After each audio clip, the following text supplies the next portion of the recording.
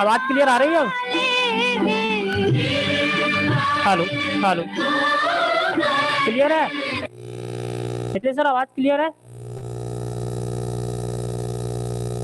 Hello, check check, hello.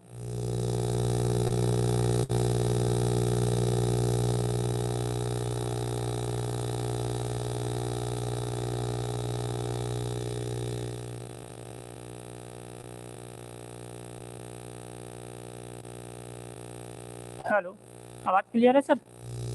Hello hello, check check, audio check, audio check, 1 2 3, audio check check, hello hello, sir clear है?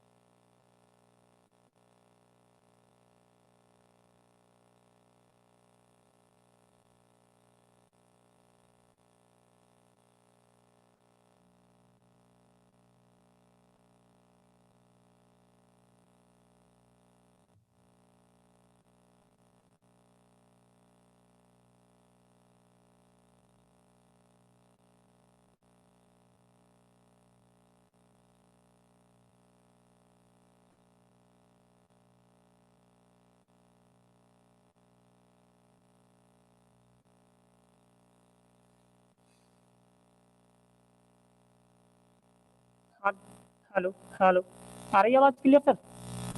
Audio check, audio testing, 1 2 3, audio check check check. इसलिए sir आ रही है आवाज clear अब? Check check, audio check, audio check, 1 2 3, audio check check.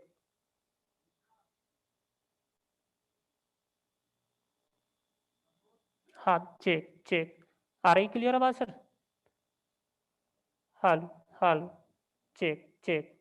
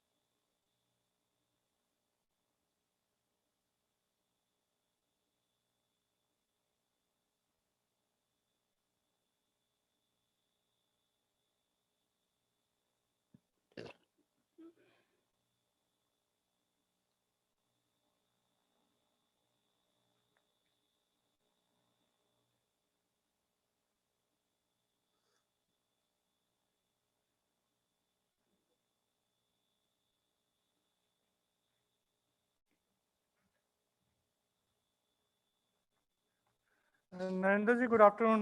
आप बोल सकते हैं कुछ?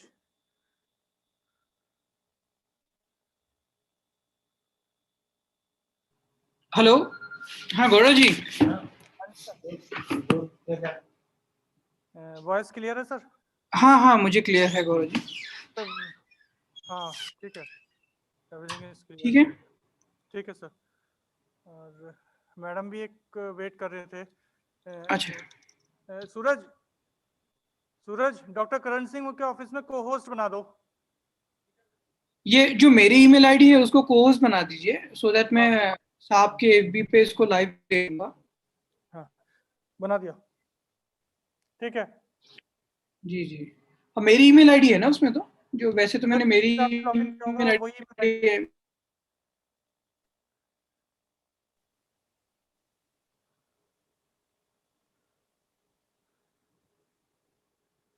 गौरव जी। हाँ जी,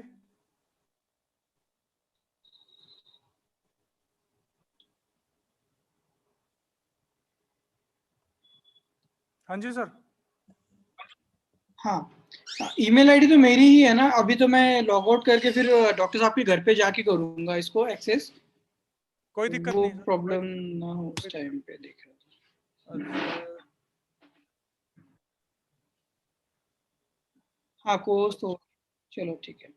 ठीक है सर। इसको हमने यूट्यूब लाइव भी कर दिया, उसका मैंने हाँ, लिंक भी क्लियर है आपको वैसे मेरी व्हाट्सएप साइड कर से दिया। सारा। बिल्कुल क्लियर है सर, बिल्कुल क्लियर। हाँ, मुझे आ गया है, मैं वो कॉपी करके ये कर देता हूँ आपके पे। जी जी। बाकी मेरी तरफ से क्लियर। हाँ अच्छा, सर, ओके। आपको मतलब मेरी वॉइस भी आ रही है, थैंक पिक्चर यू भी आ गौरव रही जी, है, कोई मिलते हैं ऐसा फिर। कोई अच्छा, ऑडिटोरियम का व्यू भी हाँ आपको हाँ, ठीक आ रहा होगा, क्लियर क्लियर क्लियर। और जी जी, वो स्टेज व्यू भी अच्छा आ रहा होगा। पेज व्यू और ठीक है ऑडियंस सर। दोनों ही काफी अच्छे क्लियर आ रहे हैं। थैंक तो यू। आप कब तक रिज्वाइन करेंगे? Near by 4:30। 4:30, ठीक है, fine fine fine.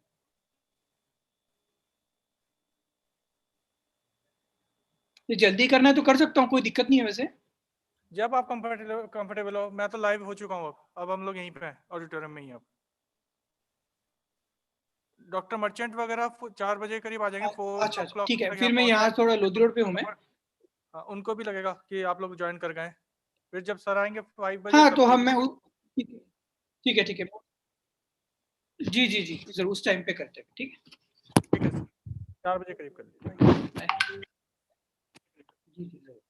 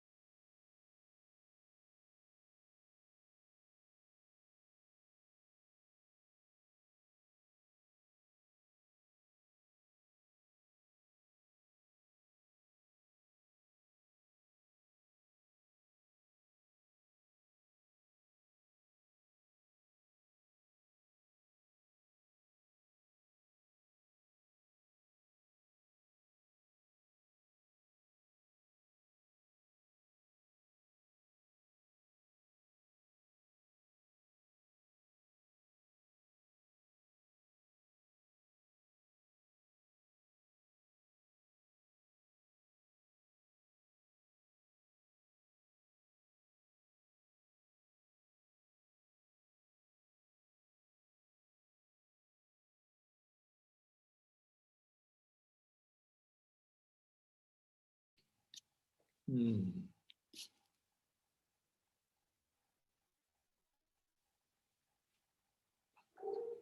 Hello? Hello, can anybody see me? Hmm. Hmm. Hello, I can Hello. hear you. Hi, can you see me? Can you see me? Hello. Yeah, yeah. Very, very virtual. Slightly bizarre it feels, but there it is.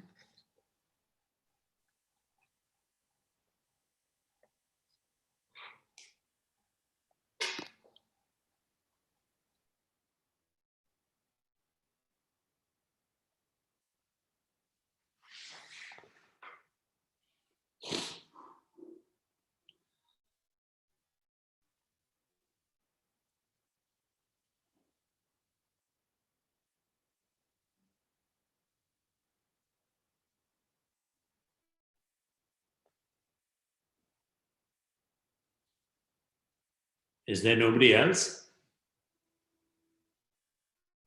As far as I can see. We can talk. Good. Do we talk Complicated way of doing it. about what we have doing here? Talk about the collected works.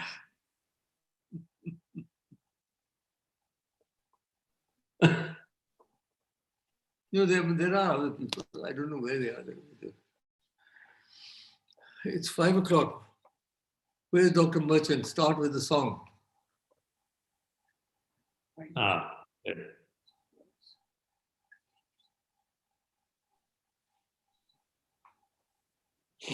Expecting some guests from abroad. Crack of dawn for them.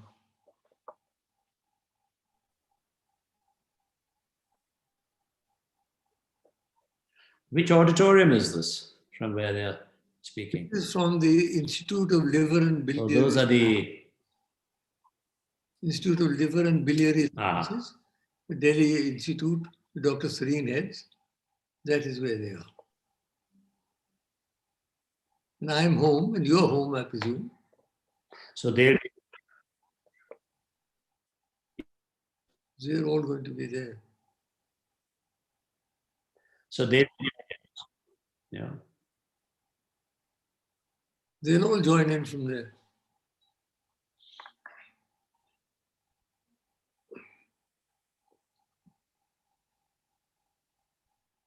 It's supposed to begin with a song which Dr. Merchant is organizing. But the foreign guests haven't arrived yet. I can see the names, the Rama Where is he? James. I can see the names, but I can't see. Ah, there's somebody. Hello, Hello, how are you? I'm fine, thank you. How are you? I'm well indeed. And where are you? I'm in Hamilton, Ontario. Aha, good for you. I'm in New Delhi, India. It's warm. There's somebody else now on there. Rama, kya haal hai, theek ho? At last we get together. Hello. Good morning, everyone, Good or good morning. evening. Karen, good morning.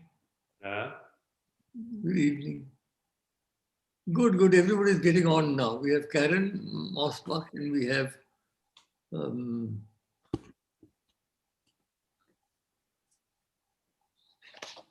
else do we have?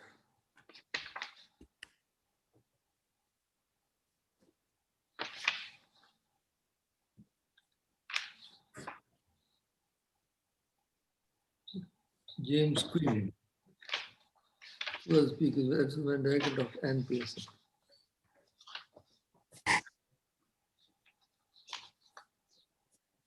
I wonder, would it be possible for me to try sharing my screen to see if that works? To do what? I'd like to share my screen because I have some slides I would like to show.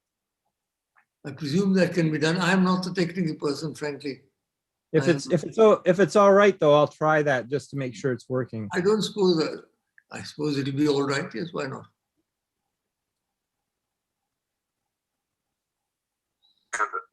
Okay.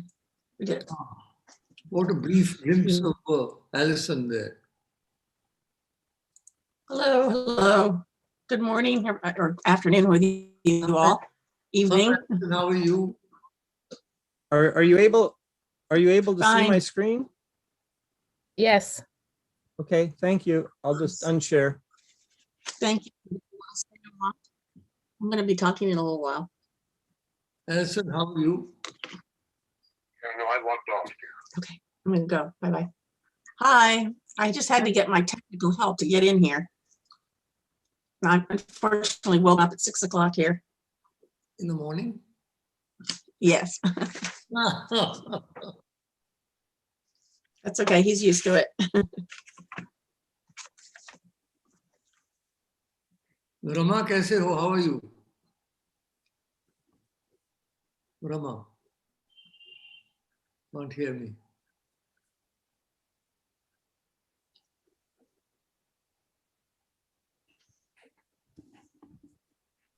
That's good. We have an international audience on the screen. Yes. Karen?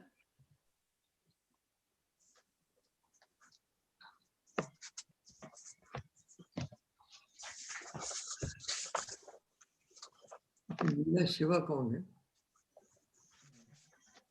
हाँ बीती। Hello, sir. नमस्कार नमस्कार। Good to see you. हैं आप घर पे Oh, हैं? hello, how are you? Thank you.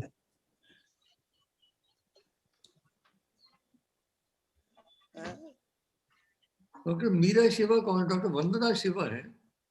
Meera Shiva तो नहीं सुना कुछ। Name wrong.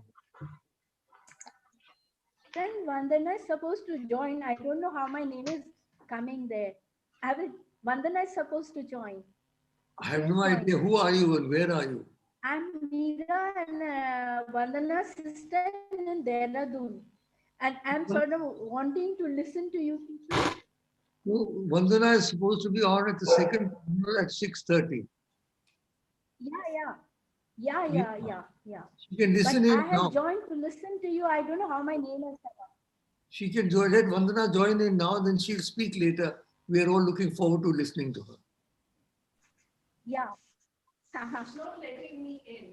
It's not letting you in. It's saying You come here. नाम तो You तुम्हारा get- आ रहा है, वंदना का नहीं आ रहा है। Dr. Karan is asking for you. Yeah, Dr. Karan Singh, I'm trying to get in. It's not letting me in. It says you have to come in through a Zoom link. I can sit on Meera's and talk. No, I don't know I why. can sit on Meera's. I don't know. I don't know why. It's saying if you're a panelist, enter through Zoom link. I've entered the ID and the password, and it's not letting me in. It's asking me to leave. Why is doing that? Very remiss of it. भाई उसको कहाँ है वो उसको नरेंद्र को भेज। But you say that you can join. Does she have the passcode? I have everything. But it's You not put in your letting me- passcode? I have the You passcode. I put have in- the ID. वंदना जी कह रही हैं कि they are not letting her in. Vandana But if this will work, Dr. Karan Singh, Yes, yeah, Vandana. Dr. Karan Singh, if this will work, I'll use Meera's computer and sit here and do it. But we'd like to see you also. They have to unlock. They have to do it. They Yeah, if they open Meera Shiva, then I'm sitting in front of her computer. Open Meera Shiva. Hello. Who's doing the hello? Meera is the elder sister of Vandana. Really? Oh, hello, Mr. BP Singh. Yes, and BP Singh here. Yes. Yeah, wonderful to see you. Yes. So Let me just make a you can do trip. that. You can do that. Yes. देख रहे थे अभी कुछ कर रहे हैं. Where is the merchant?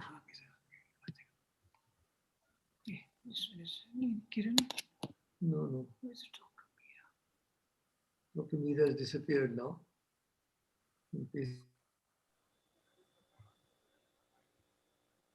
I think your Gangadhar should also know.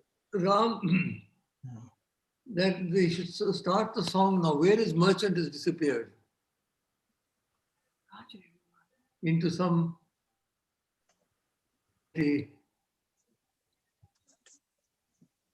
on another level of existence.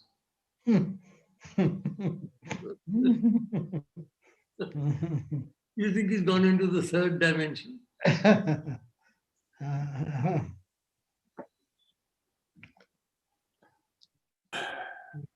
Somebody is on the Mars, somebody is in California. Huh? We're at the end of the world. But you know, Yeah. it's 5 o'clock. I'm taking a strong objection because we should start at 5 sharp. But I don't know what's happened to the man. I can start speaking, but there's supposed to be a song before I speak. A lovely, beautiful song. Dr. Merchant. You-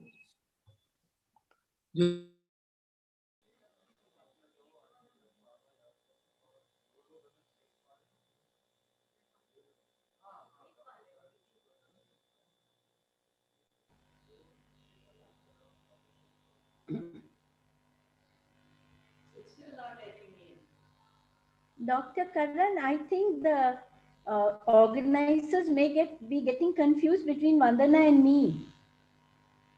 They're not letting Vandana in. No, they're saying if you're a panelist, come to the link.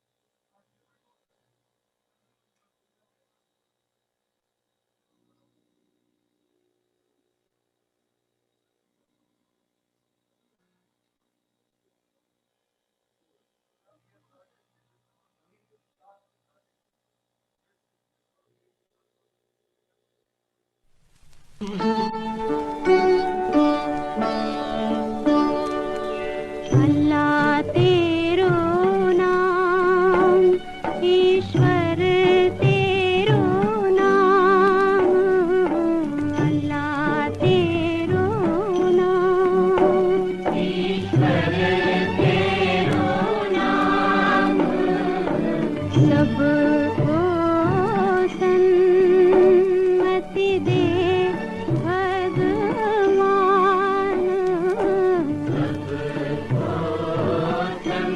Sanmati दे भगवान अल्लाह तेरो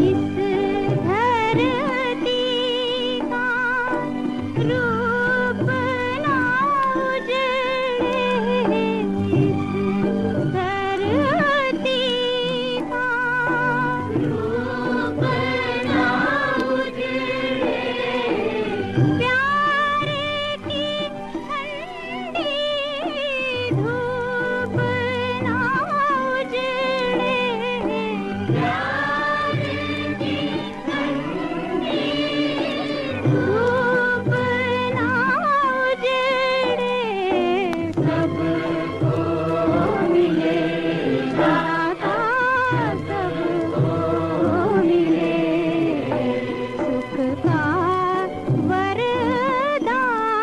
वरदान सबको सन्मति दे भगवान अल्लाह तेरो नाम ओ सारे जग के रखवाले ओ सारे जग के रखवाले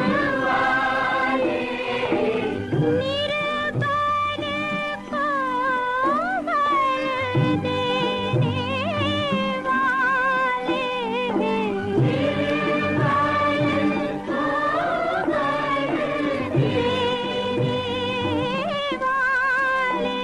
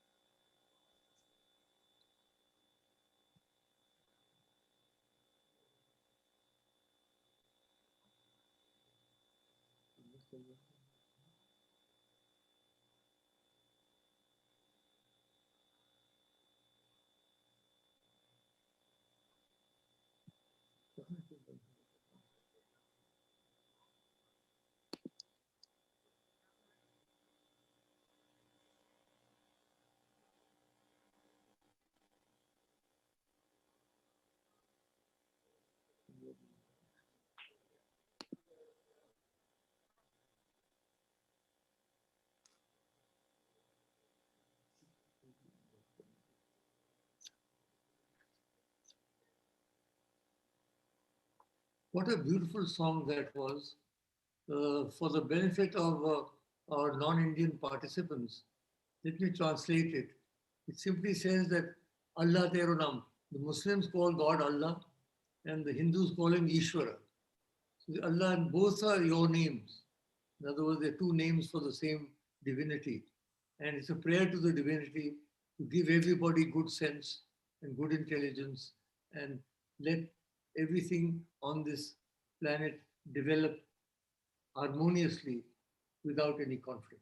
It's a very beautiful song sung by our famous singer Lata Mangeshkar, who is now well over 90 years, but who has a marvelous voice and has been enthralling audiences for 70 years. Well, distinguished chairpersons, speakers, students and friends, visible and invisible, I'm truly delighted that you are with us for this two-day international conversation on life-enhancing values, no more hate, no more fear, promoting harmony and compassion.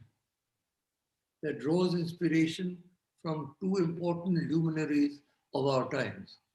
Mahatma Gandhi, world-renowned for what he accomplished in India's freedom struggle, and Juliet Hollister, less well-known, but important for having established the Temple of Understanding, one of the foremost interfaith associations affiliated with the United Nations. We now have an independent organization, the Temple of Understanding India Foundation, which is seeking to promote interfaith values in this huge culturally and religiously diverse nation, which represents 1/6 of the human race, 130 crores. Oh, this was 1.3 billion people.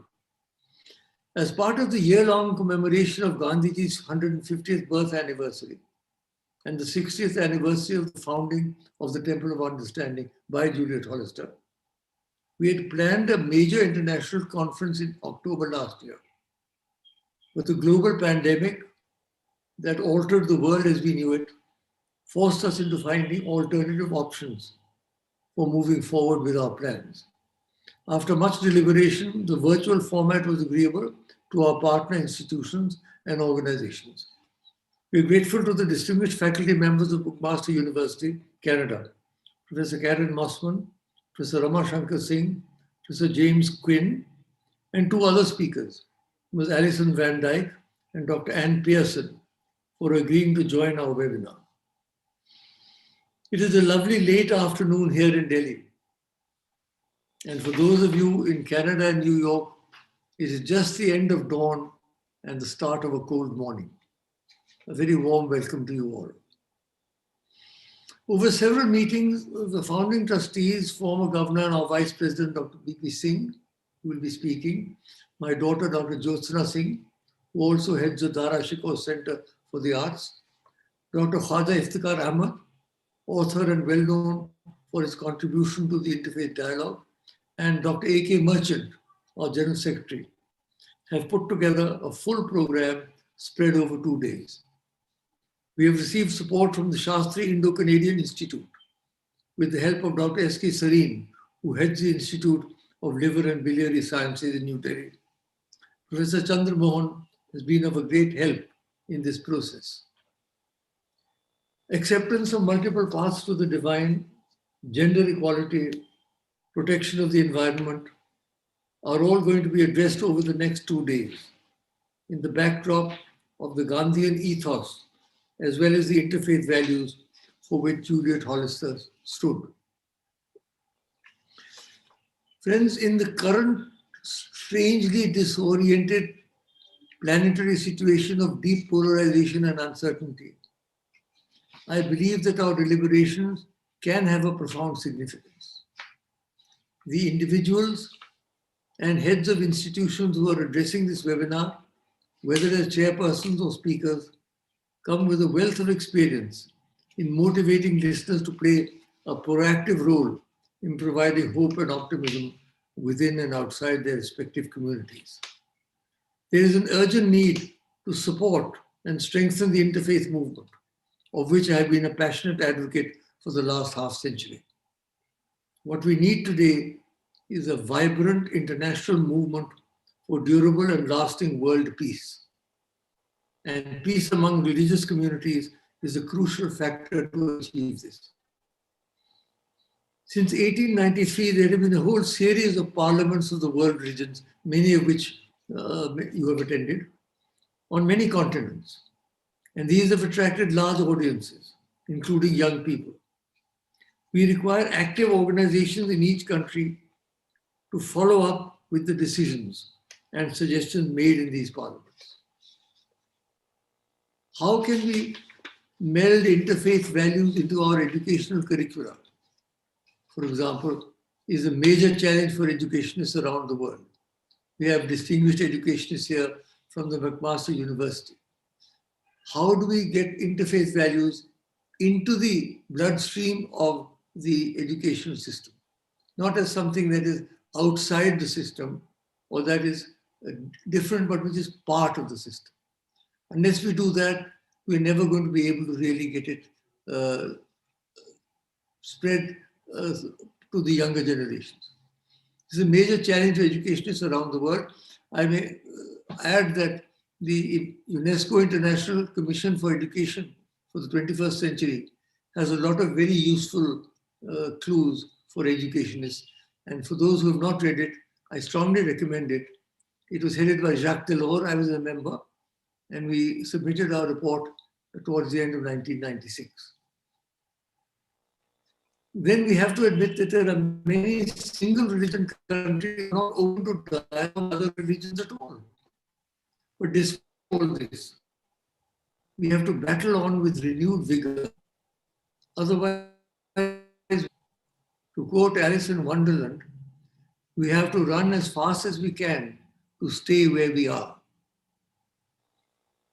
Let me admit that I sometimes get an uncomfortable feeling that the interfaith movement seems to be losing steam and that we end up preaching to the converted rather than spreading the message, particularly to younger generations. It appears to me to have been more vigorous in the last decade of the 20th century, culminating in the World Summit of Religious and Spiritual Leaders held in the United Nations in the year 2000. This is tragic, because never before has the world needed interfaith cooperation and healing more than it does today. Even as I speak, wars are going on around the world in the name of religion, in which large numbers of men, women, and children are being killed, and an even larger number forced to become the refugees in some foreign land. Hate and fear to eradicate are very much to the fore during these conflicts, and pictures of growing refugee camps are truly heartrending. Fear and hate can only be eradicated when there is peace and understanding, harmony and compassion in society. Gandhiji's statement that an eye for an eye will make the whole world blind is irrefutable, and his message of peace and non-violence remains relevant over the 100 years since he first made it. I happened to be at the inception of the ecological movement as a member of the Indian delegation to the first United Nations Conference on the Human Environment in Stockholm in 1982. Since then, we have seen the ecological movement move from the periphery into the very center of human consciousness around the world. And vigorous steps are being taken to try and survive the grave dangers caused by climate change and global warming. As against this, the interfaith movement, which began in Chicago in 1893, 100 years earlier, with the first Parliament of World Religions, where Swami Vivekananda made such a dramatic impact, has not grown in a similar manner. We need to ask ourselves why this is and what we can do to reignite worldwide interest on the interfaith front. Interestingly, the two movements are very compatible because both of them fundamentally seek to save mankind from the traps that we ourselves have created by our misdemeanors over the last few centuries. Thus, the interfaith movement has sought to combine creatively with the green movement that is working around the world to save the natural environment from further destruction and, where possible, reverse the damage. We have later in this session, we have the renowned and famous environmentalist Dr. Vandana Shiva, who is going to speak to us about this.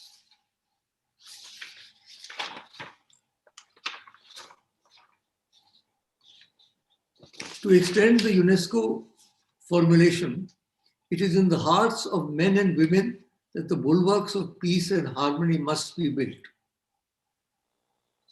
UNESCO, as you know, said that in the hearts of men that the bulwarks of peace must be built. I would extend that now to say that it is in the hearts of men and women that the bulwarks of peace and harmony must be built. For this, it will be essential that each one of us working in the interfaith field develop our inner luminosity, which is the ultimate goal of all religions. As Francis Thompson says in one of his poems, not where the wheeling systems darken and our benumbed conceiving soars, the drift of pinions would we hearken, beats at our own clay-shuttered doors. The angels keep their ancient places, turn but a stone and start a wing. 'Tis ye, 'tis your estranged faces that miss the many splendid thing. The many splendid light is within each one of us, what the Bible calls the light that lighteth every man that cometh into the world, what the Sufis call the Noor-e-Ilahi, what the Sikhs call Ek Onkar, what the Buddhists call Bodhicitta, and what the sage of the Upanishads sings in ecstasy. I have seen that great being shining like a sun beyond the darkness. Vedaham etam purusham mahantam aditya varanam tamasa parasat. This light, which is common to all humanity, is what we must develop if we are to become true interfaith crusaders. Friends, we have here in the next 2 days a gathering of highly qualified and committed intellectuals. I sincerely hope that this conversation on promoting harmony and compassion will lead to a renewed interest in the interfaith movement. With these words, it is my pleasure and privilege to inaugurate this international webinar and to call upon Ms. Alison Van Dyke, Chairman, Temple Understanding, New York, to address us. All yours, Alison. Thank you so much, Dr. Singh. I also just want to acknowledge how many years you have been in this movement, working, towards harmony and peace. And I greatly appreciate all of your help, your support, and all of my many visits to your home and to your board, and being able to address you today is a great honor. I have made a film about Juliet Hollister, and I made the film for the 60th anniversary because I felt, much like you said, that she did an amazing job picking up the interfaith movement when it had literally died. I mean, I think that after the 1893 conference, there was really no interfaith movement specifically. And the only organization that came out of that moved on to Europe, I believe, the International Association of Religious Freedom.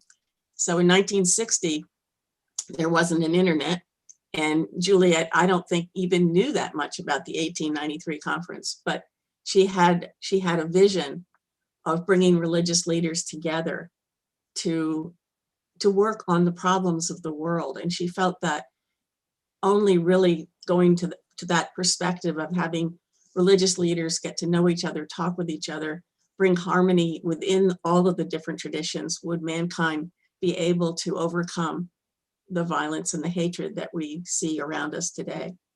I'd like to begin to give you a little feeling of Juliet by reading a prayer to you that she wrote. And this is how we open all of our board meetings. It's the Temple of Understanding prayer. We thank thee, Heavenly Father, for gathering us under thy wing and for the steady outpouring of thy love and thy light. We ask only that thou continue to guide and protect us in this holy endeavor to create a temple of understanding. Ignite our hearts and our minds with the fire of thy creative action, that upon this beautiful planet, for the weary, weary children of earth, we may light the flame of understanding. We ask only that this symbol of unity and illumination may never dim, but be fed by thy constant and our constant care.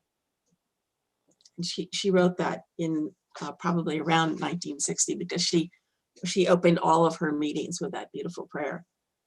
And I also feel so strongly that just looking at all of you today and feeling about the hope that there is in the world, that the interfaith movement is, in my mind, really the way forward. It is the future. And it has to be the future, because the alternative is pretty bleak. So I think that going back to maybe the conference that we had, Karin, that you were at, the we call Oxford Conference in 1988, when we talked about human service, and we brought, I don't remember how many hundreds of people to that conference, but it was really, I think, one of the first times, other than all the summits that on, I think that was like more of the modern coming together that we had. And what was unique about that too was that it was a conference that brought together many indigenous people, scientists, people from all over the world. We had people from Russia, and really it was a very international gathering, and the entire focus was really on the subject that we're talking about today. How do we bring peace and harmony? How do we bring compassion into this world? And this world looks more troubled today than it did then. But there is hope. And I think that one of the things that I did when I became the chair and the executive director of the organization in 2002 was I focused many of our adult programs on young people. And the first one I did was we had a program at the UN that was, it was really in honor of Mahatma Gandhi and Martin Luther King. And what we basically did was we went to the high schools, elementary schools and high schools in our area. So it was the New York area, Connecticut, Massachusetts, New Jersey, and we went to all of these different schools and asked them to bring no more than 10 students to the United Nations. And we had a program for them that was basically called the Season for Nonviolence. And we handed out sort of booklets for the teachers so that they could continue to work on the issue of nonviolence in the schools. It was very, very exciting. The children they did their own programs. They came up with topics that they wanted to talk about. And we had it at the UN, in the UN building. So it was quite a challenge. At the high point of this program, we had 700 young people there. And you can imagine 700 kids, they were from fourth grade up. So that's 9-10-year-olds. But it was one of the most exciting programs I think that we ran in terms of education. But we focused a lot on youth education at the Temple of Understanding, and we focused a lot on United Nations and trying to get what we call the moral voice of religions into discussions in the most secular environment, which is the United Nations. And it's taken years for the United Nations to open up to the idea of interfaith, because they had a very, sort of a block, you might say, against religion and specific religions. Just, they just didn't want one religion to take over everything. And they were very, very wary. When we had our first conference at the UN in 1975, the reaction at the United Nations to that conference, amazingly enough, was that they just closed down anything about religion. They had a very adverse kind of reaction to it, which I could understand. But religion has not been a positive thing at the UN. But I can say that over time, I think probably when Kofi Annan came in, it's religions in terms of the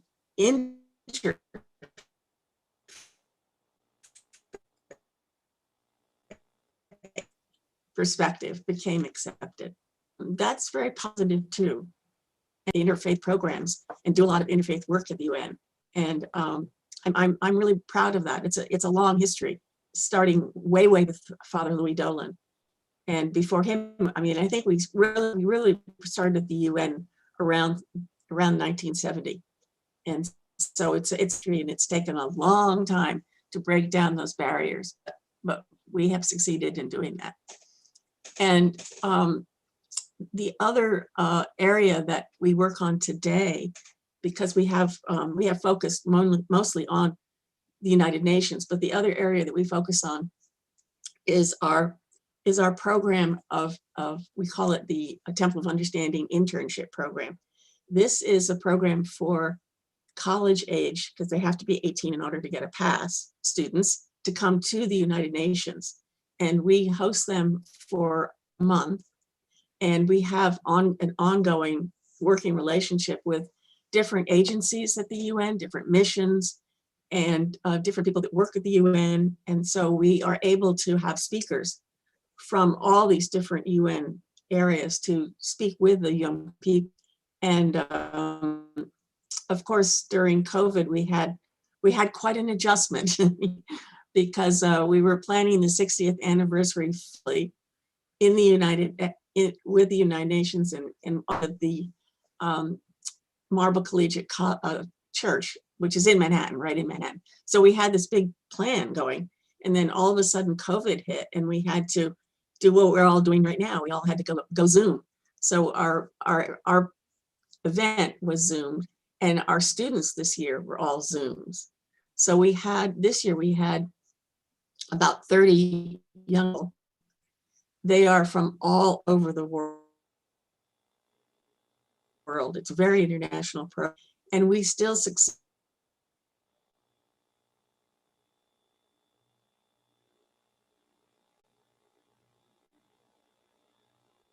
One of our main focuses has been education.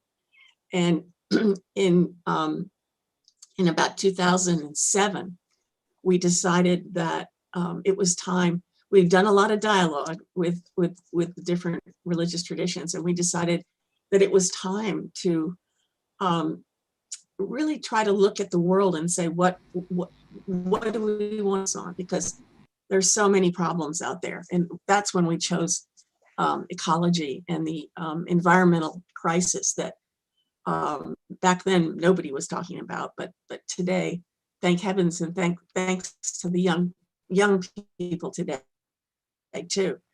They are on fire about this, and it's wonderful to see. And we've been, as you know, Dr. Singh, we've been focusing on environment for many years now. And I feel that it's so important that we listen to Dr.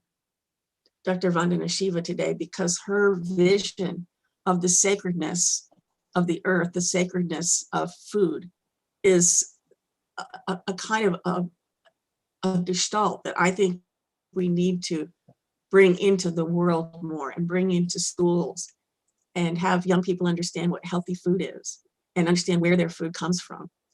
So many young people have no idea where an egg comes from or where a cabbage comes from. So I think we have a lot of work to do is what I'm saying. And I also feel I want to end on a vision of hope, because I'm in my 19th year of running the organization. And I was 15 years old when Juliet started the organization. And I think that what I have seen over these years makes me feel very hopeful.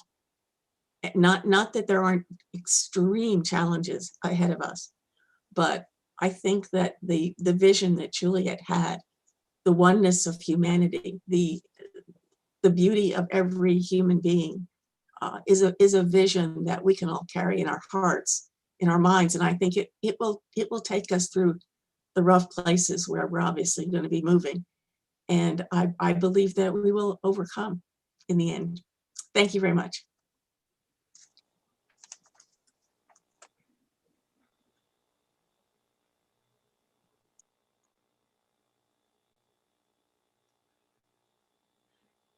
Thank you very much, Ms. Alison Van Dyke, Chair of the Board of Temple of Understanding, New York. Now we would like to invite Professor Karen Mossman, the Vice President Research and Professor Department of Pathology and Molecular Medicine, McMaster University, for her address at this opening plenary of the two-day international webinar. Thank you. Great. Well, thank you very much for the introduction. And it truly is an honor to be with you all today, albeit virtually. Well, while we're all approaching our talks from very different perspectives, I do believe we all share a common goal: to live in a world filled with peace and harmony among individuals and societies, and with compassion for all. Leaders like Mahatma Gandhi and Dr. Martin Luther King Jr. changed the world through their grassroots efforts for civil rights, equality, and freedom. During periods of unrest, we continue to find comfort and hope in their words and in their actions. Building life-enhancing values and promoting peace and development is an essential role for universities. At McMaster University, this is critical to our mission of providing strong educational programs, nurturing innovative research, and creating positive learning environments to advance the health and well-being of societies. I appreciate that there is a lot of information here, so I won't speak to it all, but it gives you a sense of the size and scope of McMaster. McMaster is Canada's most research-intensive university for 4 years running. That is, we attract more research funding per faculty member than any other Canadian university. We are first in the country for corporate research income, with nearly 1/3 of our income as a result of corporate partnerships. This is important as it allows us to get our research into the hands of those who can put it to best use, benefiting the greatest number of people. Last year alone, our researchers garnered over $370 million in sponsored research income. This also highlights that we are trusted by our corporate and community partners, which is extremely important to us to have those solid relationships. McMaster is home to approximately 33,000 full-time students, roughly 28,000 undergraduate students, and 5,000 graduate students, with a significant percentage in the professional fields being international students, and this greatly enriches our community. Times Higher Education ranks McMaster among the top 70 universities in the world, 17th in the world for impact based on the United Nations Sustainable Development Goals, and 11th for preclinical, clinical, and health-related subjects. We are home to more than 70 high-impact research centers and institutes, many of which are interdisciplinary, allowing our researchers and students to examine some of the most complex issues facing society today and to work collectively to have impact. Finally, we're the only North American host site of a United Nations university, the UNU's Institute for Water, Environment, and Health. McMaster is recognized internationally for its pioneering models, including problem-based learning and evidence-based medicine. For more than 50 years, McMaster has employed this hands-on approach to learning. It's different from problem solving, as the goal of learning is not to solve problems. Rather, the problem is used to help students identify their own learning needs as they attempt to understand the problem, pulling them together to synthesize and apply information to the problem and work effectively as a group to work with and learn from one another.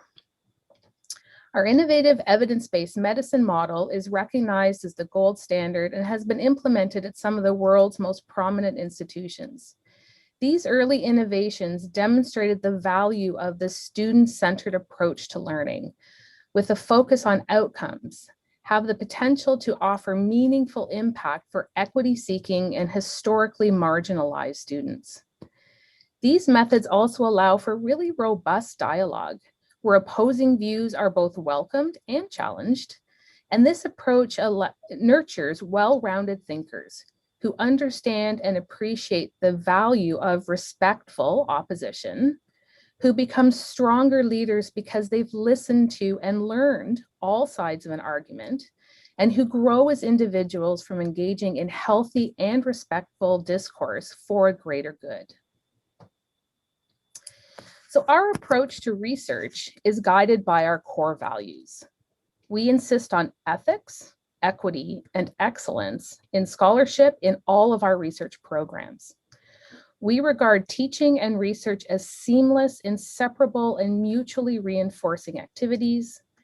We conduct research that advances society using the best practices and cutting-edge technologies that are available to us.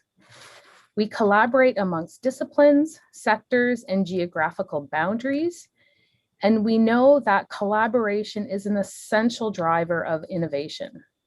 We share our knowledge widely to help shape policies and practices that will strengthen communities and improve lives of people at home and around the world.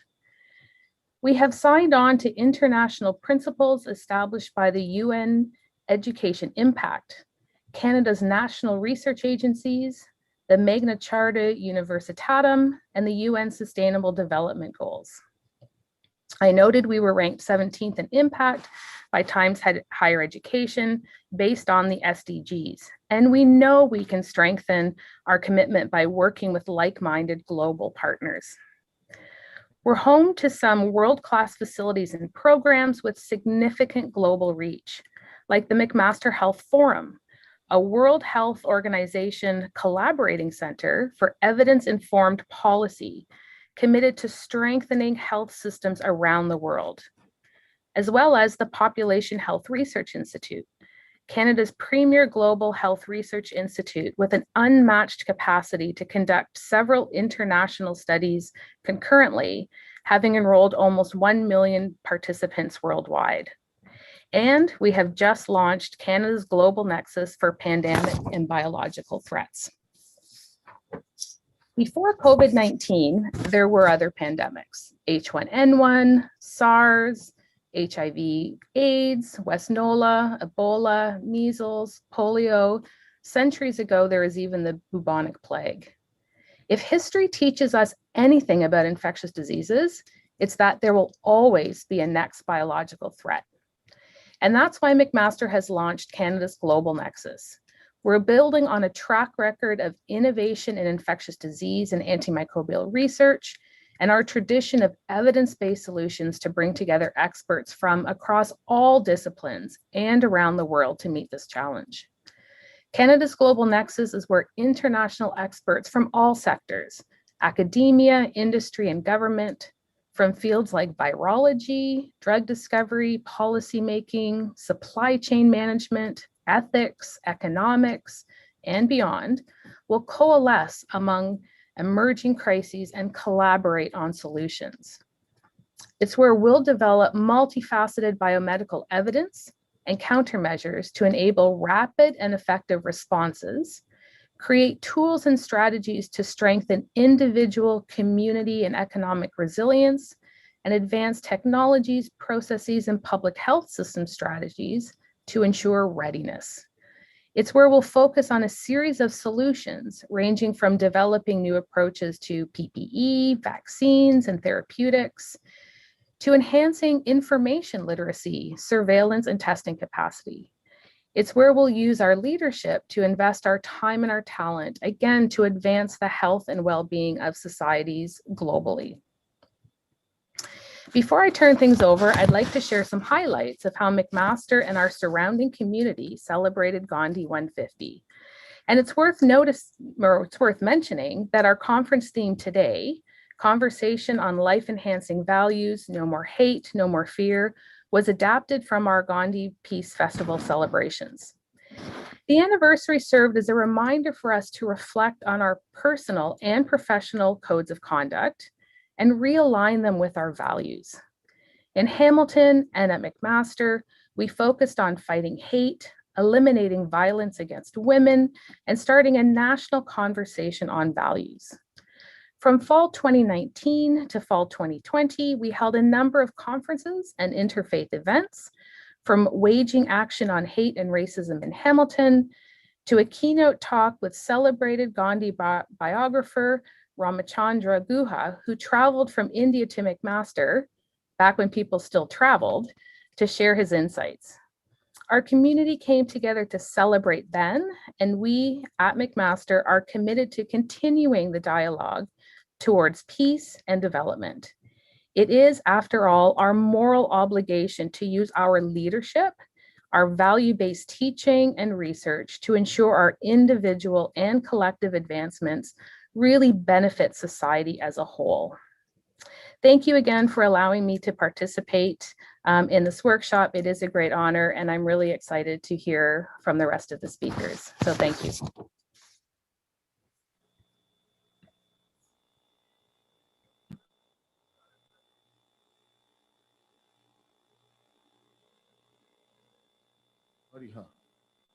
Thank you very much, Professor Karen Mossman.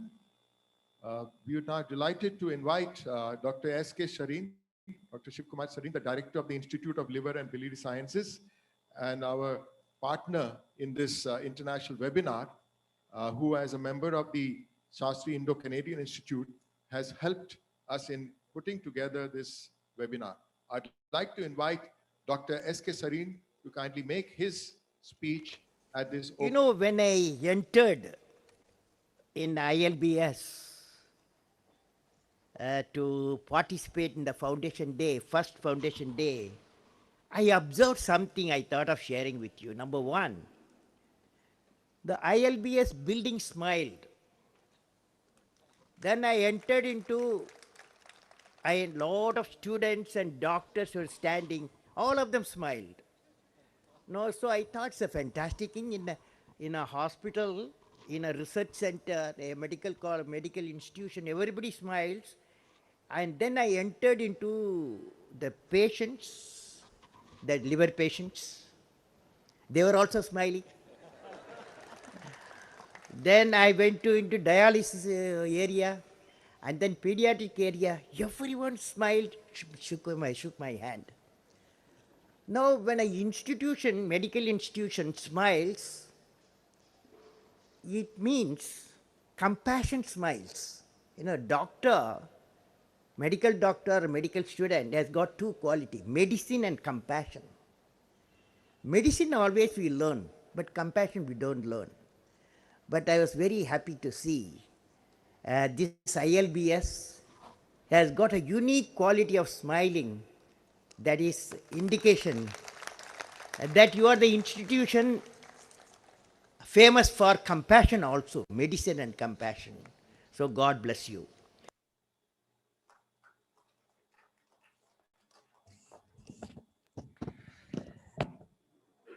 Honorable Dr. Karan Singh,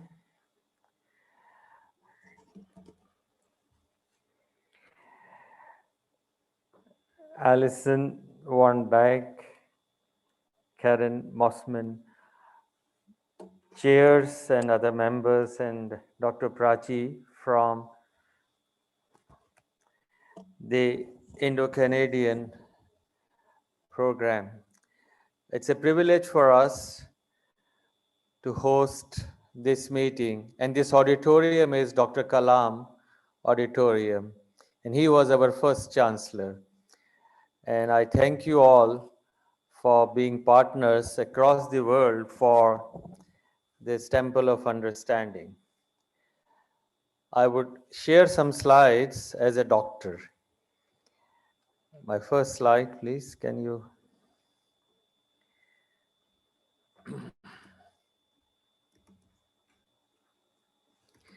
This topic and the talk has been specially prepared from a perspective which you may probably enjoy. The title is Bethicalism. This word does not exist in the dictionary. It's coined, and I bring greetings from ILBS. As you would see, the greatest and most desperate need of a university, of a doctor, of a teacher is to be needed. And ILBS and McMaster University, through the Temple of Understanding India Foundation, welcome you. And the topic is huge. Conversation on life enhancing values. No more hate, no more fear. Promoting harmony and compassion. I'll start with what liver is. You all know it is on the right side of your abdomen. Heart is on the left side. It's a leftist. Heart is on the wrong place, and that's why it creates confusion. But liver is on the right side. It is the right organ, and you need to know about it.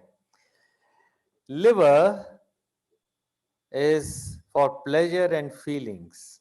In German, it is Leber. Anglo-Saxon, it means life or life. Liver means life. In English, people spoiled it somewhat and called it liver. But Latin, it was ichor, ignis, the fire of life. And the India, the Ayurveda calls it Agni or Pitta dosha, the bile, the fire of life. So liver is fire of life. These are 2000 years ago. Liver was kept by Babylonians and others in their temples. It was worshipped. All your astrology was written on the back. This is the back of liver. This is the gallbladder. I'm just showing you all this because liver is important and love your liver. These are three very interesting statements. Much ado about nothing. Shakespeare. Father Francis says, love, especially passionate love, whose rush cannot be easily controlled, resides in human liver. Before Christ, the poet Horace wrote, don't let a girl or a boy hurt your liver. Nobody knew about heart. And even today in the North African populations, the Berber population, the vehicular expression is, you are my liver. They don't say you are my heart. They say you are my liver. Well, Bethicalism is the key. As a liver doctor, is it ethical for me to harp on liver or my area of work? Is it unethical in this global conference to just speak on my area of work? But I'm also talking about your liver. I leave for you to judge whether I was ethical in presenting something about liver. Why I'm saying this is, you take Jainism, they talk about their own philosophy. Hinduism, they talk about their philosophy. Judaism, they talk about their own. Buddhism, about their own. All of these are isms. Bethicalism is, I will come to it in the end, is a merger of all. It's a journey in life. So my saying it is ethical to talk about liver, whatever little I know, I will try and share with you. Now, in this picture, can you make out which side is the man and which side is the woman? It's not possible, maybe by hands. This is the merger of a man and a woman. So ethics, morality, and life, they all, and therefore compassion, they all go together. Whichever religion, whichever gender, whichever caste you belong to, ethics and morals and humanity, they go together. There is no religion for that. For a doctor, we face maximum ethical issues every day. Neither physicians nor diseases, they have a religion. Did Corona have a religion? They picked up one religion or one sect or one sector? Would you pick up when you are giving vaccine to see which religion, which harmony, which country? No. So for doctors and physicians and diseases, there is no religion. And there are either right or wrong. So doctors especially have a different way of looking at things. You know, they have a different way of looking at patients, society, country, and life as a whole. And I'm sharing some of these thoughts which come to my mind. But I just want to say, I have a different way of looking at things. May not be this is the right way of looking. It is my way. I may be wrong, so pardon me. But I'm trying to share this at a global forum for Temple of Understanding. Let's say a patient comes for a liver transplant. This patient has been drinking alcohol for last years together. Now he's too sick. He will not survive 3 months. Now the liver is not given if somebody is drinking till last 6 months. You will not get a liver. You have to have sobriety, abstinence. And if you wait for 6 months, 70% will die. So the liver is not given because the liver is to be given to a guy who is sober, who is good. Well, he may have hepatitis B or C or is just overweight. So this guy, he will die because he is having alcohol. Well, alcohol is given by society. It's the circumstances. So the doctor has to decide, should I give this liver to a guy who has been drinking or not? Isn't obesity like that? You keep eating, you indulge in yourself, you harm yourself, and you are entitled for a liver. But the guy who is drinking alcohol, who has been suffering because of society, does not get a liver. So what is right? What is wrong? Huge challenge. So all of us have moved together to give some right to people who have got alcohol and they can get a liver faster. The world is moving and you are entitled for a liver. But the guy who is drinking alcohol, who has been suffering with... And the word equipoise is used is because some people, generally in India, the wives give liver to the husband. Husband has been drinking and living donor is popular. We have to make a balance. Is the wife giving liver under love or under duress? And these are everyday affairs that the doctors have to face. You have to live a doctor's life to know that. Many a times I create mess. I spoil my patient. I want to do something, but the result is not what I do. The question comes to mind, should I write all the complications which developed while I was trying to treat your patient? Many people will not write. Many people will say, well, we should hide it. Oh, the law will catch me. But there is a bigger lens which looks at us. This bigger lens from above will not leave you. Be honest. This brings us to the basics in ethics. A person who does not know how to accept mistakes should never be a teacher. The first lesson in my mind is accept your mistakes. And second, never steal others' credit. There is no right way to do a wrong thing, and therefore teachers must lead by example. Internal vigilance and do no harm is something vital to any religion, to any teacher, any mentor, any student. Let's go further. This is somewhere in east of India near Calcutta. This is an American student who has come to what is known as Gurukul. He left early in life to learn how Indians are teaching Vedas and scriptures. And I was amazed that the Indian, Ayurvedic, Indian religious leaders were teaching everything to this American student. The question is, will all the teachers teach all the tricks to the students? Aristotle has said, the whole is greater than the sum of its part. Your student, when he passes, I'm sure McMaster follows it, at least this is the religion at ILBS in New Delhi. The student must be better than the collective wisdom of all the teachers in the department. So if there are 10 teachers, all of them put together, and the student is better than all of them put together. But, well, we try, sometimes we fail. So the idea is the reflection, the student should be better than the original.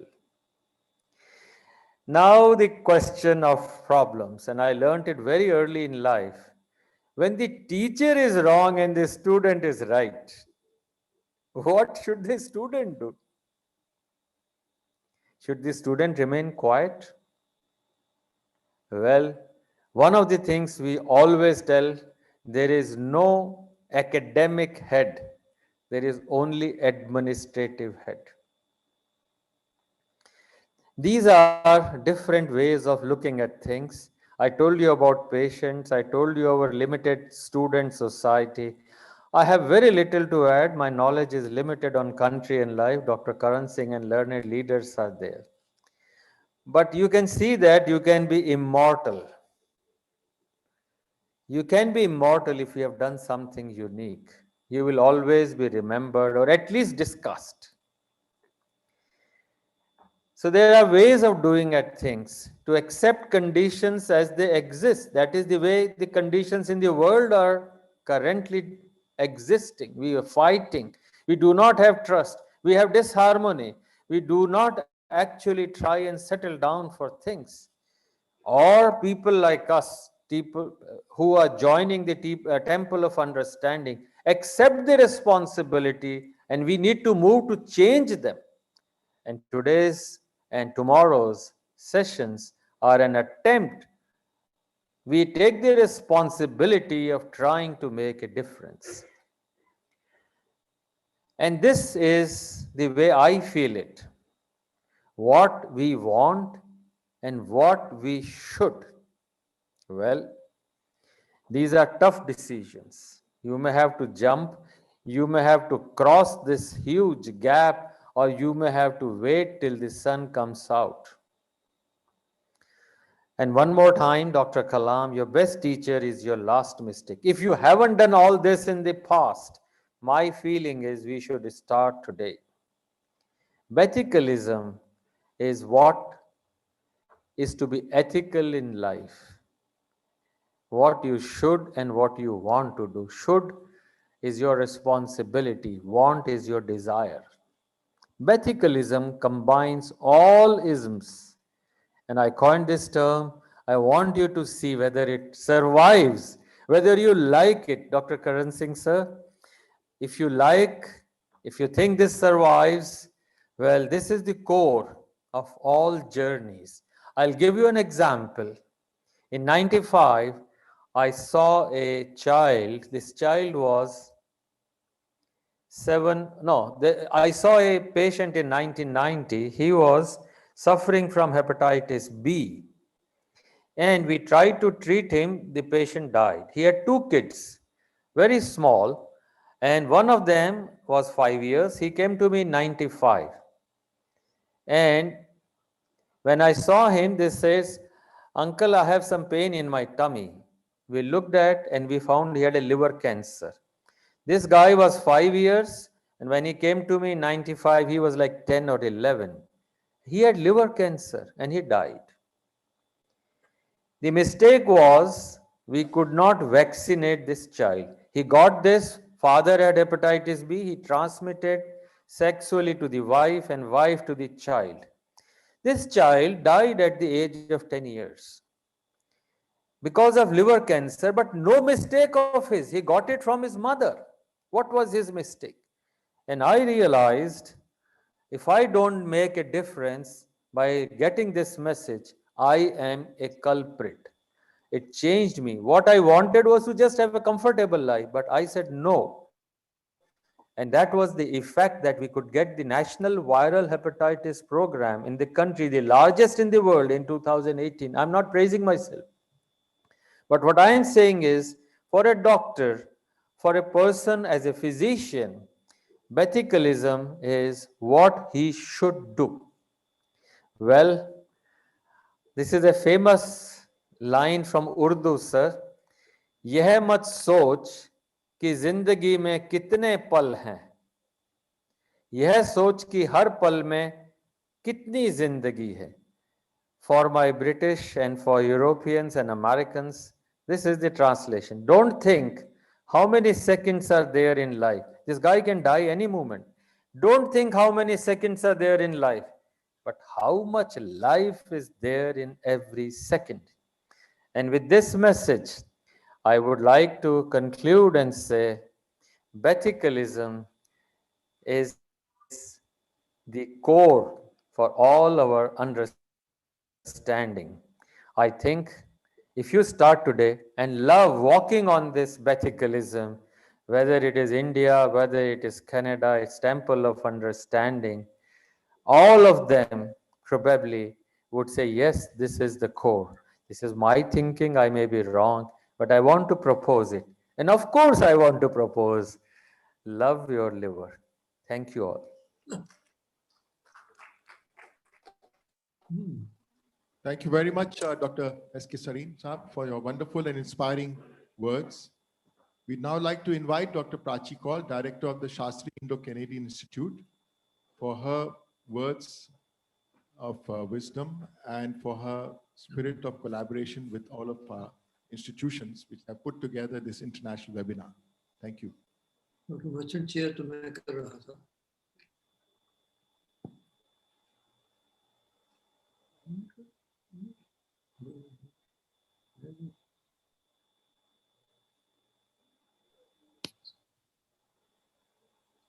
Merchant.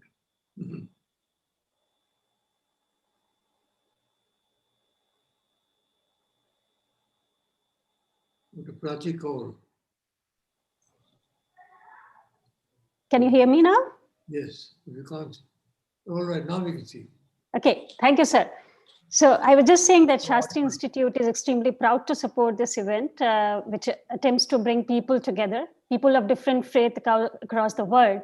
And this particular event is happening on the binational corridor between India and Canada, which are two great democracies of the world, and that have greater responsibilities to deliver to the whole universe for that matter. I am very pleased, personally very delighted to see the great collaboration that has happened amongst the member institutions of Shastri Institute in India and Canada, to name it like McMaster University and ILBS, Institute of Labor and Behavioral Sciences, Delhi.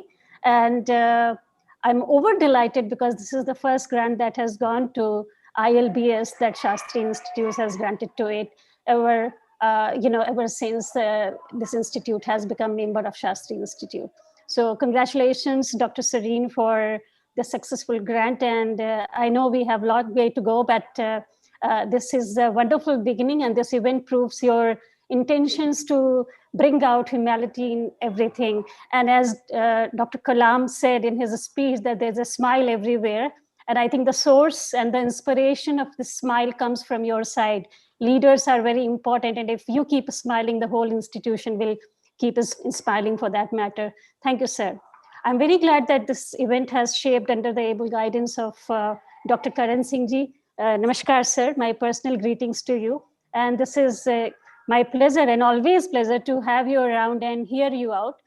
The wonderful teachings that come out of your talks are invaluable. And I always look forward to any opportunity that comes my way to hear you. Thank you, sir, for all your support to the Institute and to such events wherein your encouragement is very much needed, especially in these times. And I see the very, very impressive line of speakers over these 2 days program. And I'm sure that the deliberations are going to be very, very thought-provoking and bring out some insights to deal with the disruptions that we all are, the whole world is experiencing. Herein too, I can see what Shastri has contributed over the 50 years of existence. As I see, most of the speakers are some way connected with the Institute. They are Shastri Fellows. And that is what I think is the contribution Shastri Institute has made, which is, as all of you can make out and would be aware, that is named after Shri Lal Bahadur Shastri ji, who was second Prime Minister of India, and who will always be remembered for his kindness, simplicity, and humility. And I promise that we will keep on delivering the good that justifies his name. Once again, I congratulate the whole team of organizers for organizing this event in the times of pandemic. I know the event was to happen in person. It was to be face-to-face deliberations happening, but due to pandemic state, we had to change the pattern of it, and now we are meeting virtually.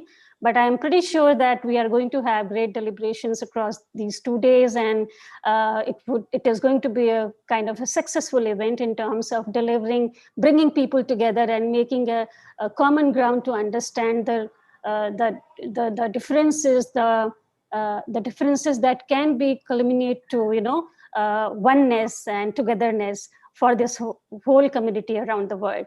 I wish you all the very best, and hopefully that we will have another occasion to come back soon.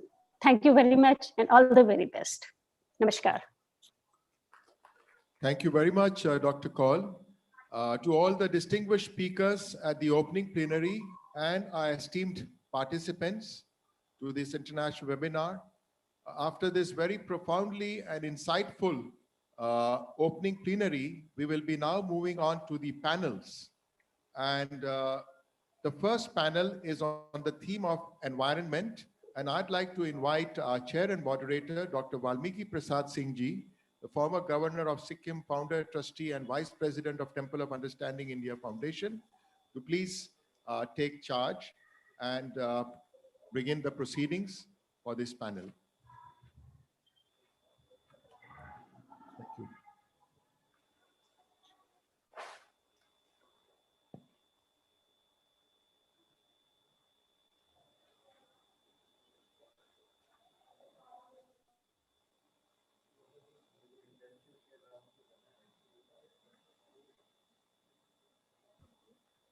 Can you hear me? Yes, Mahim. Yes, we can. Can you hear me? Yes, I can hear you. Okay. Oh, okay. Distinguished friends and participants, good morning, and of course, good evening. Let me begin on a group congratulatory note. The Temple of Understanding India Foundation has organized 2 days international webinar on conversation on life enhancing values. No more hate, no more fear, promoting harmony and compassion. This conversation comes in particular theories of environment, interfaith, education, Gandhi, and sustainable development goals. We are participating in a positive dialogue in rather gloomy times all over the world. The other day, we witnessed the horrors caused by nature in Uttarakhand in India, and we saw people clinging on tops of their houses, on trees, and holding steel railings under a tunnel to save their lives, and its impact continues. In this broad context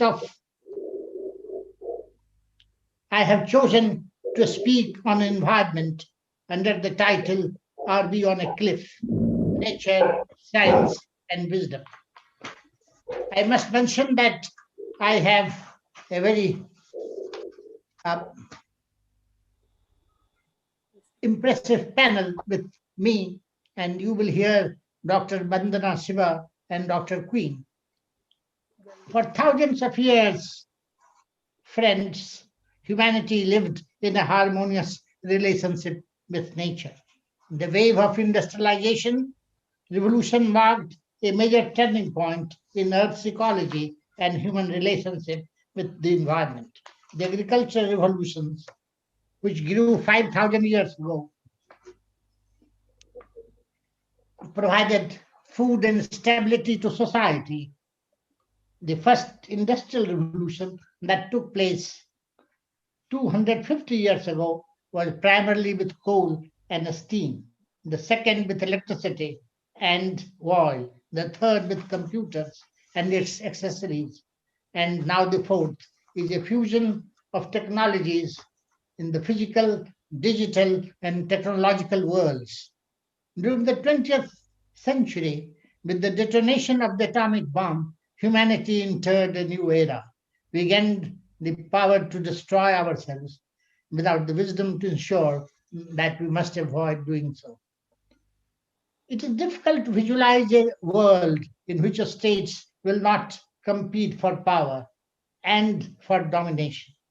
To my mind, the future of peace and harmony in the 21st century and maybe beyond is likely to be directly linked to issues concerning 5 key realities of life today: ecology, global warming and climate change; 2, nuclear weapons, emerging technology of warfare, and the continuing arms race among nation states; 3, geopolitics and nationalism; 4, religious extremism; and 5th, poverty and inequality. Widespread proliferation of factories, destruction of forests for the construction of roads, blocking of rivers for building massive dams and power stations, and the movement of vehicles and migration of people have all caused serious disturbances to the ecosystem. The resulting climate change and global warming can no longer be whisked away. In the context of climate change and global warming, experts predict that it is likely to cause many catastrophes, including displacement of billions of people around the world. Today, both nature and world peace are under threat. All these developments, coupled with geopolitics, have put humanity at a cliff, and we do not know how to retrieve the present dangerous situation away from its self-destructive ways. This needs to be appreciated in a threefold perspective: nature, science, and wisdom. Today, there is credible threat to human survival from global warming and climate change, with the potential to change the lives of and habitats of billions of people in different parts of the world. The enormity of challenge of conservation of ecology and halting climate change is formidable and calls for making changes in our behavior and thinking. At the heart of the matter is, how do we move towards building fresh sensitivity for conservation in our civilizational processes? 5 events of recent times, some of which have been mentioned earlier, need to be particularly referred to. Bushfires in Brazil and Australia of 2019, extinction of a species, outbreak of pandemic of SARS in Hong Kong in 2002, 2003, coronavirus pandemic, particularly referred to as COVID-19, and forest fires in California alongside the COVID-19 pandemic. I am not covering the details of the first three because these are known. I am just making some comment on the COVID-19 and also the 2020 California wildfires. We are facing a coronavirus pandemic, popularly known as COVID-19, which first commenced from Wuhan in China in November, December 2019. It has infected the entire world. As on 15th February 2021, it has infected over 100 million and killed nearly 2.5 million people, and the numbers are rising. The COVID-19 has adversely affected travel and trade, resulted in global slowdown, and in fact, recession in the economy. All these have led to the deprivation of the lower and middle class, as well as daily wage earners of their means of livelihood. The 2020 California wildfires burned roughly 100 million acres of land and also triggered mass evacuations and caused some deaths. This is important because the then President Trump thought it was only related to mismanagement of forest fire lines and not to climate change. But this was contested and ultimately this was accepted. And what happened was that President Trump had withdrawn from Paris Agreement. Thankfully, his successor, President Biden, has reversed this decision, and the United States has rejoined the Paris Agreement, in fact, yesterday. President Biden had also promised spending $2 trillion over 4 years to escalate the use of clean energy and ultimately phase out the burning of oil, gas, and coal. In the latest edition of my book, Bahudha in the Post 9/11 World, published by OUP in 2020, I have stated that these 5 recent events have given us signals that if ecology problems are not attended to urgently, the world may not need world wars to destroy itself. Let us look at the science. In the last decades of the 20th century, the focus of society shifted decisively towards science and its domineering daughter, technology, both in the Western and in developing countries. This emphasis in terms of money, political support, and public approval has led to an economy largely dominated by industry and services. Today, technology is all-pervasive and all-powerful and will continue to be so in coming decades. And to this has been added the massive role of the information and communications revolution that it is playing in rapidly transforming our ways of communications and which have become enormously fast-paced. This has led to globalization of products, cultural values, and information. It is integrating markets and trade. But what becomes of environment and nature in such a scenario remains a matter of great concern. We have been brought to an alarming situation, primarily on account of excessive greed, faulty planning, insensitive politics, and lack of imagination. Technology, being value neutral, has accelerated the pace of downward journey. Climate change and global warming are posing serious problems. The biggest polluter has been the release of carbon dioxide.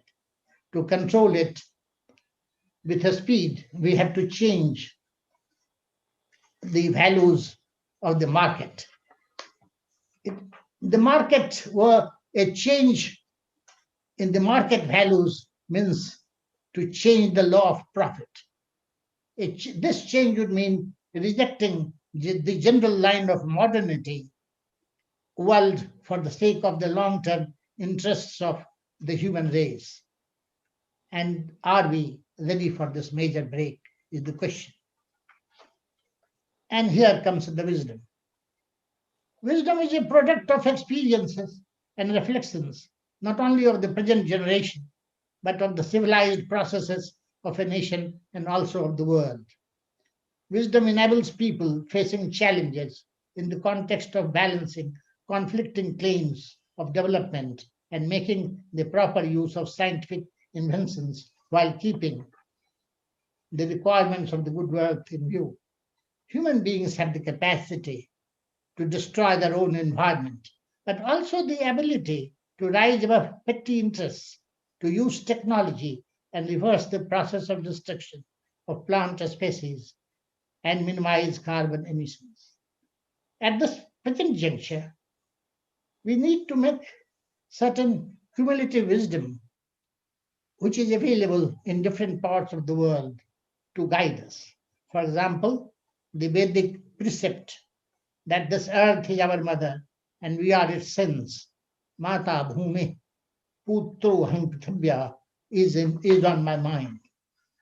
Thankfully, on 12th December, the global community agreed to have a climate accord, and this was reached among 195 countries of the world at Paris. This Paris Accord, it came to be known, commits countries to actions and policies that would restrict the rise in global temperature well below 2 degrees Celsius by the year 2100.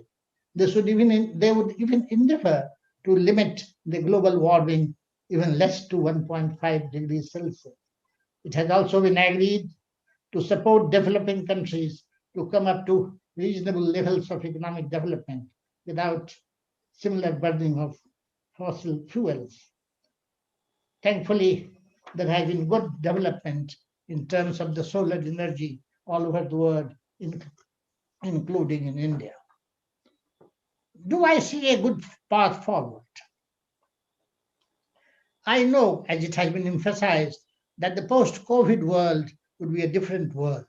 It has been made evident that we are all independent, have to work for sharing economic benefits as well as fruits of science together, irrespective of religious, ethnic, economic, and cultural divides.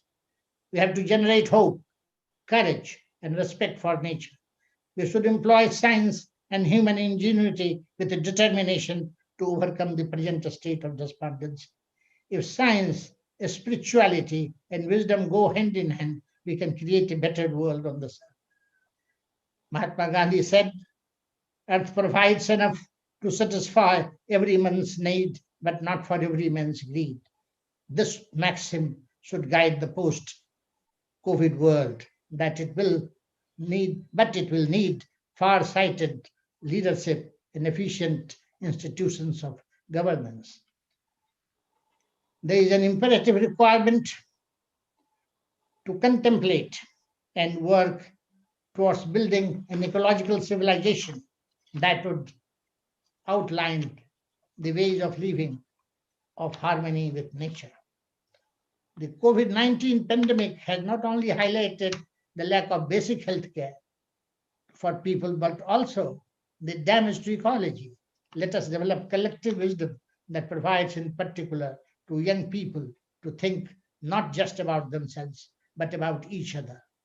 Let us create an environment where values like honesty, hard work, responsibility, and fairness dominate our actions. Let us move towards creating a world where everyone has an opportunity for education and is conscious of serving the environment and defeating future pandemics. All these are possible, and when we do it together. I have developed the Bahudaya approach based on the maximum enjoined in the Rig Veda, Ekam Sad Vipra Bahudha Vadanti. The truth is one, and sages speak variously. And this is true of different religions because it provides for dialogue. among different religions, cultures, and ways of living. It celebrates diversity and respect for harmonious living and nature. I have found that religions and spiritual values have the potential to play a big role in building trust and social cohesion. We have to move towards building an ecological civilization and in descending from the present cliff of uncertainty towards peaceful living and inclusive development and respect for nature. Thank you.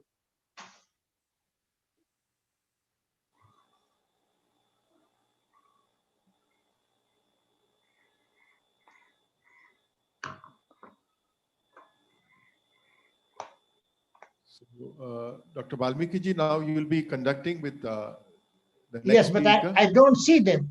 I call upon Dr. Bandana Sinha, but I don't see her. Shiva is there, you can see her. I'm here as Meera Shiva because my system wasn't working. Both our there. Good to see you. I'm here. Good to see you. Do you see me? Yes, yes, can see you. Oh, now I can also see you. Please go ahead. I'm so happy to see you, and I invite you to address us. Thank you very much, Dr. P.P. Singh. It's always a pleasure to listen to you and to be with you. And dear Dr. Karan Singh, what would you be without you? Thank you for all you give to all of us. And dear Alison, I'm so glad that we are working closely together on how the Temple of Understanding and its long legacy can address the burning problems of our time. Professor Karen Mossman, my mind went back to McMaster, both to the time when I was doing my PhD in the Foundations of Quantum Theory at Western, and because of the way the Ontario universities are interconnected, I could go off for some courses to McMaster and borrow books from McMaster. And also when I was invited to give the Bertrand Russell lecture because you hold the Russell archive. And Bertrand Russell was such an amazing ambassador for peace.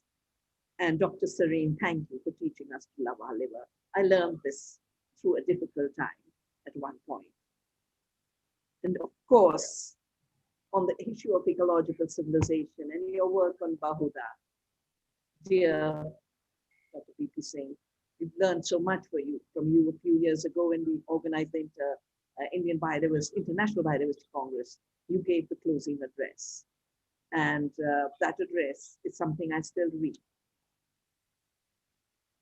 At this point, as you mentioned so clearly, we are literally at a watershed, and every UN treaty and every intergovernmental panel of the Climate Change Convention or the Biodiversity Convention is warning us that we have a window of 10 years to make a shift.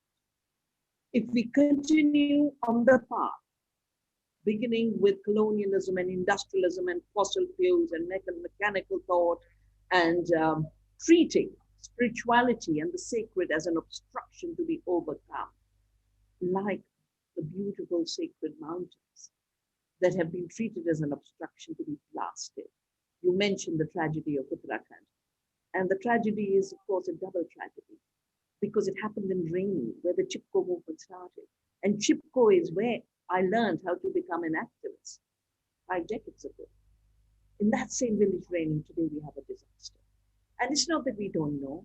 It's not that ordinary people aren't calling for warnings. It's not that ecological science isn't calling for warnings, but we have elevated money making at any cost to such a religion. And violent tools, as you mentioned, a narrow-minded science linked to very violent technologies as something to be celebrated when ours is an ecological civilization that taught how to evaluate all our tools at a higher level. From the perspective of dharma, Arth never went beyond dharma. Calm never went beyond dharma. And we are being told dharma is an obstruction. The day we see dharma, annihilation, collapse, is predictable. Dharma is that which holds together. I did my PhD in quantum theory, and we learned in quantum theory that the reality is non-separable. The reality is not stuff and things that are separate. The reality is non-separable consciousness, non-separable energy. And so many of the thinkers who founded quantum theory were so influenced by Vedic philosophy, because that's the only philosophy that's available to show you the interconnectedness. Over the last few centuries, not only have we become masters of separation, we have celebrated crass, crude separation as the progress of civilization. The first separation is, of course, the illusion that we are separate from nature. And this didn't just happen. It was constructed by the Bacons and the Descartes of the world. You just have to read their books and read it from a perspective of Vedanta and Vedic philosophy.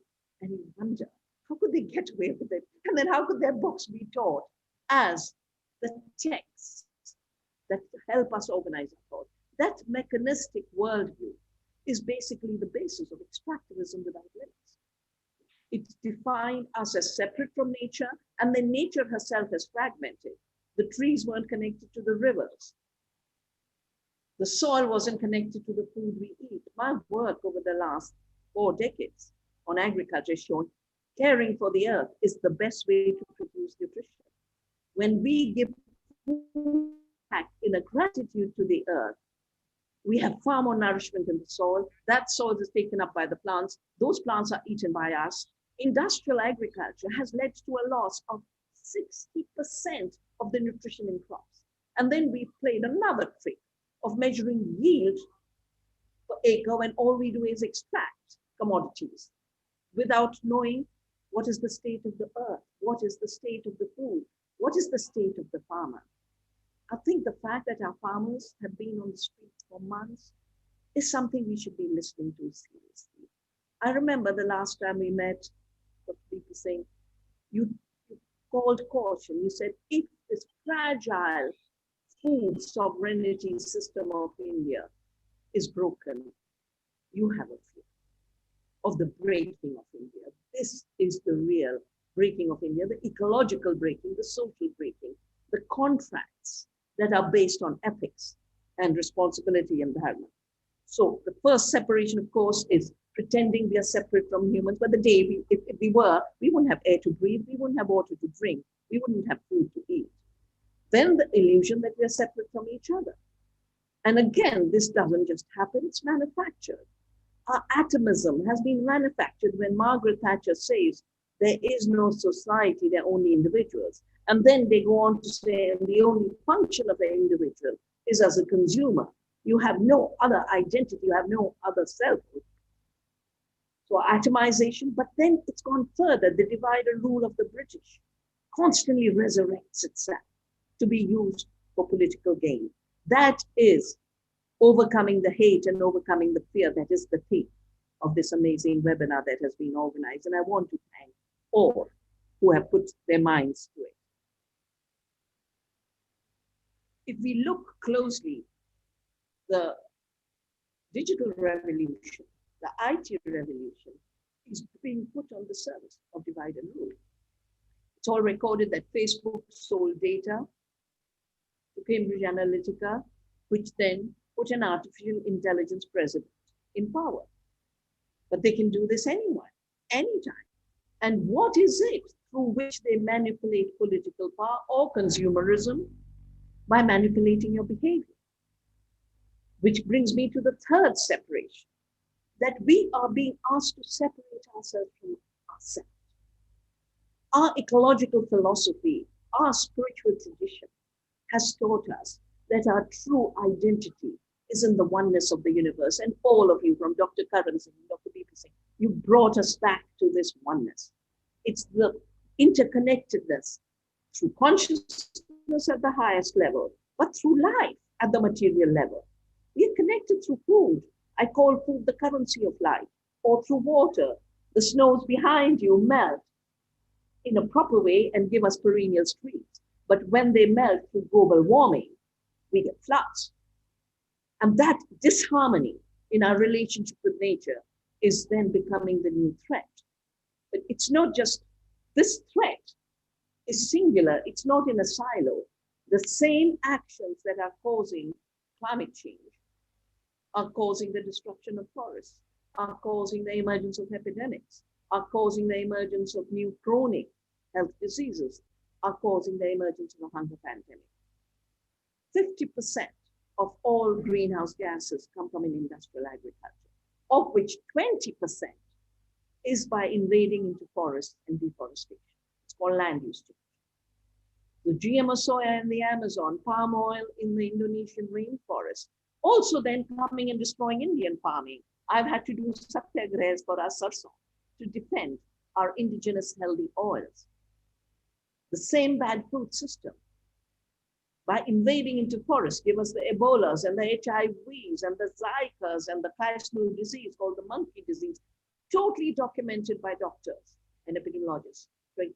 As the deforestation spreads, this disease spreads, because when we invade into the home of other species, we are unleashing climate change, we are unleashing pandemics, we are creating hunger. And as you mentioned so clearly, the COVID crisis has triggered two other pandemics, the pandemic of hunger and the pandemic of a livelihood crisis for ordinary hardworking people. There's a lot of literature that assumes that this is inevitable. There's a lot of literature that says with artificial intelligence and robotics, 99% people will be useless. So how do you keep them busy?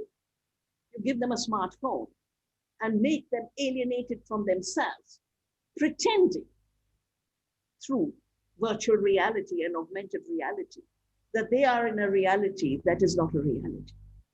And that is why I believe this is the time, not just for the interfaith movement, but for India's deep spirituality to guide an averting of collapse and an averting of extinction and an averting of the division between the 1% and the 99%, which is becoming a brutal division. How could we become so polarized, not just economically, but be so fragmented that no one can speak safely their truth? This fear of truth is the kind of fear that Gandhi overcame. And I think we now need a satyagraha for living. The force of truth has to be the truth of life in interconnectedness. And this truth of life in interconnectedness requires a reclaiming of the sacred. It's our bodies and our minds that are being desacralized. Our mountains were desacralized, the forests were desacralized. I have given my life to preventing the desacralization of the seed, and I feel so happy that there are very large communities that hold the seed as sacred, at the source of life. And from good seed comes good food. You talked about Gandhi and this simple recognition that if we live within spiritual limits and sacred limits, we live within ecological limits, then there's enough for everyone. Because the earth doesn't create the scarcity. We would never run out of water if we didn't pollute the water or excessively use the water. 75% of the water use is for a chemical agriculture. Same problem at the root of climate change. Same at the level of chronic diseases. 75% of chronic diseases, including liver. I am sure Dr. Sareen will give us lots about how eating bad food is messing up our internal ecosystem, our brilliant gut microbiome with 100 trillion beings. I mean, the work I've done on food has made me so deeply realize that we are interbeings. We are 90% other beings. You know, this idea of an atomistic insulated human being is such an illusion. So it is time to recognize that we are part of one beautiful universe, sacred universe, part of one earth to be shared. And I've always drawn inspiration, and Gandhi drew inspiration, and everyone I respect has drawn inspiration from the first shloka of the Ishopanishad. Ishavasyam idam sarvam yat kincha jagatyam jagat tena taktena bhunjata Margrida, Cassia, Swith, Hannah. We could basically, different people have interpreted it differently, but quite simply, it is the earth and the universe is for all beings, and it's permeated by the divine. Enjoy the gifts. It doesn't say punish yourself. Just enjoy the gifts. Unlike the austerity programs that say punish the poor and let the rich get richer. Enjoy yourself without greed, with deep detachment, and recognizing that you cannot own. This earth belongs to all. And that's why, for me, the recovery of the commons, the sharing, the caring, these are the issues we need to now to discuss, but also bring into action.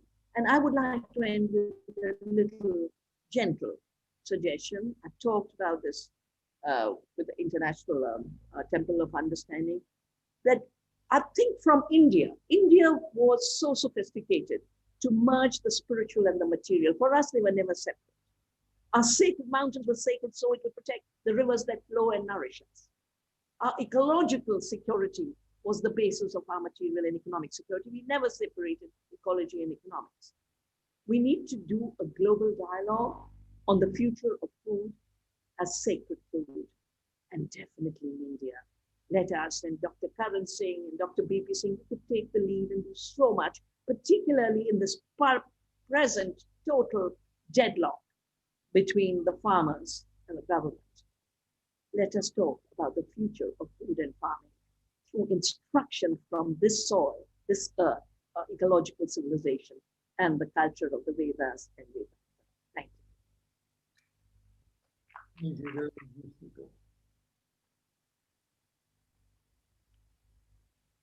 Thank you very much, Dr.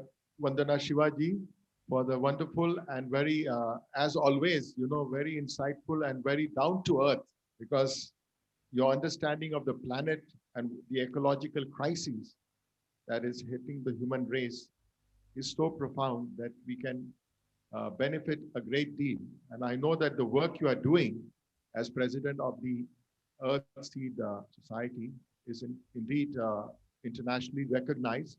I'd now like to invite Professor James Quinn, who is the professor in the Department of Biology, McMaster University, an environmentalist, to please take the floor and address all of us. Thank you very much. I'm grateful for being invited here. I've really been enjoying these presentations, and if I'm able to return to India someday, I know the kinds of people, some people that I would gravitate towards, and those are people that have been speaking today, as well as other friends that I have in India.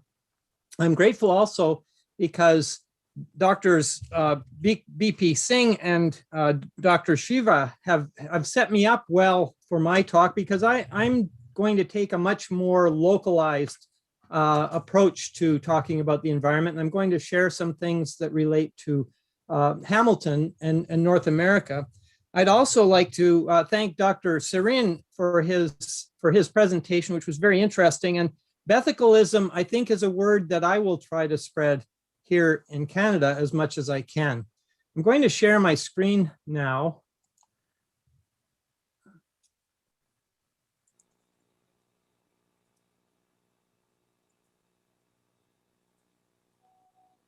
And I would like to begin my presentation with a land acknowledgement, which has come to be an accepted approach to dealing with presentations in Canada these days. And I will start by expressing some information about a couple of Indigenous treaties that we Europeans in North America are party to, particularly in Hamilton, where I am right now. I'm on the traditional territories of the Anishinaabe and the Haudenosaunee peoples. And we have treaties with those peoples, starting with the one that you see on the upper right of your screen, which is referred to as the Dish with One Spoon Wampum Belt Agreement. And this Dish with One Spoon Wampum Belt is symbolic of the idea of the environment being a dish, and there's one spoon in that dish, and that is reflective of the need to share the resources of the environment, to share them equally, to take only what one needs and not to take more than that, so that others have enough to survive in the environment. There are no knives at this table, indicating that this is a peaceful agreement. This came about in the late 1600s after years of warring among various different peoples, indigenous peoples in North America. So this was a peaceful accord that reflects a large area where we are, Southern Ontario and upper New York State. And the idea of this is that you must keep the dish clean. You must keep the environment clean. And clearly we as people in general, and as colonizers in particular in North America, have done a bad job of this. We have not kept the dish clean, and we're facing problems as a result of this. The second Indigenous treaty that we are part of is the lower left, and what you see is a black and white photo. The dark lines are purple, and those lines represent two parallel tracks through the River of Life. And the River of Life, this came about when the Haudenosaunee peoples first met the Dutch. When the Dutch arrived in the 1600s, this accord was agreed to. And the River of Life reflects two different paths. One, the Europeans, the colonizers in their ship, and the other, the indigenous peoples in their canoe. And the idea of this, the three white lines represent peace, friendship, and respect forever as we go along the River of Life. And the main idea of this Wampum Belt Agreement is that we will proceed under those wishes, but we will not interfere with the steering of each other's vessels.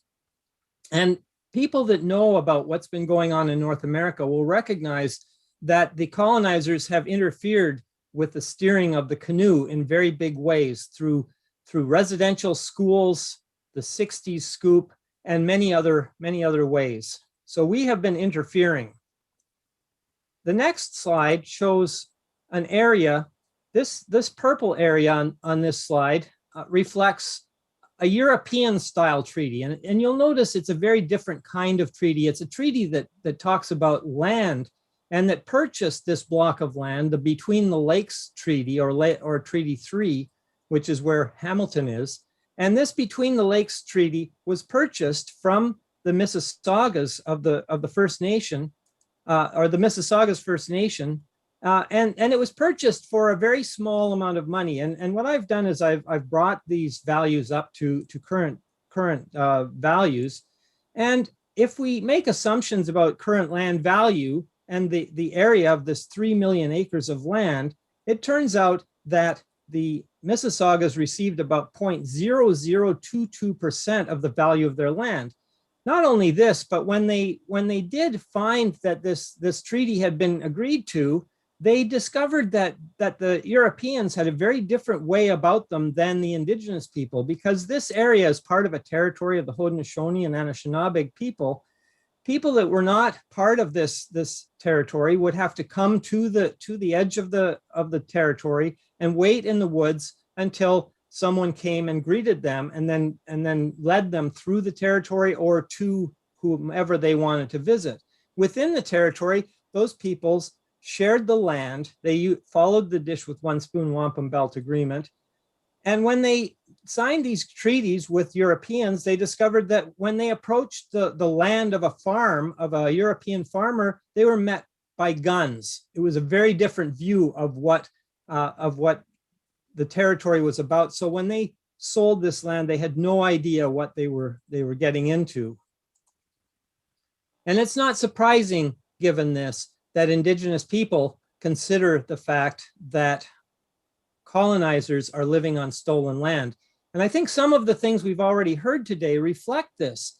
The peoples of India have lived on their land, and they value their land and they appreciate it. Somehow colonizers don't have that history, and that's a very bad thing, I would argue. Now, this is the only slide I'm going to use that reflects my own research.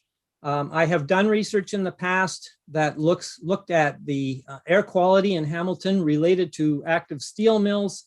And we found that in both mice and in herring gulls, a species of bird, that the air pollution, the particulate in particular, causes an increase in germline mutations, that is mutations in the DNA that are passed from parent to offspring.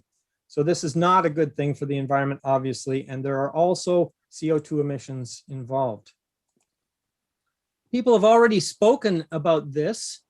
In 1974, Gaura Devi, excuse my pronunciations, please, and other women of Rani village in northern India stood between their trees and the contractors' chainsaws.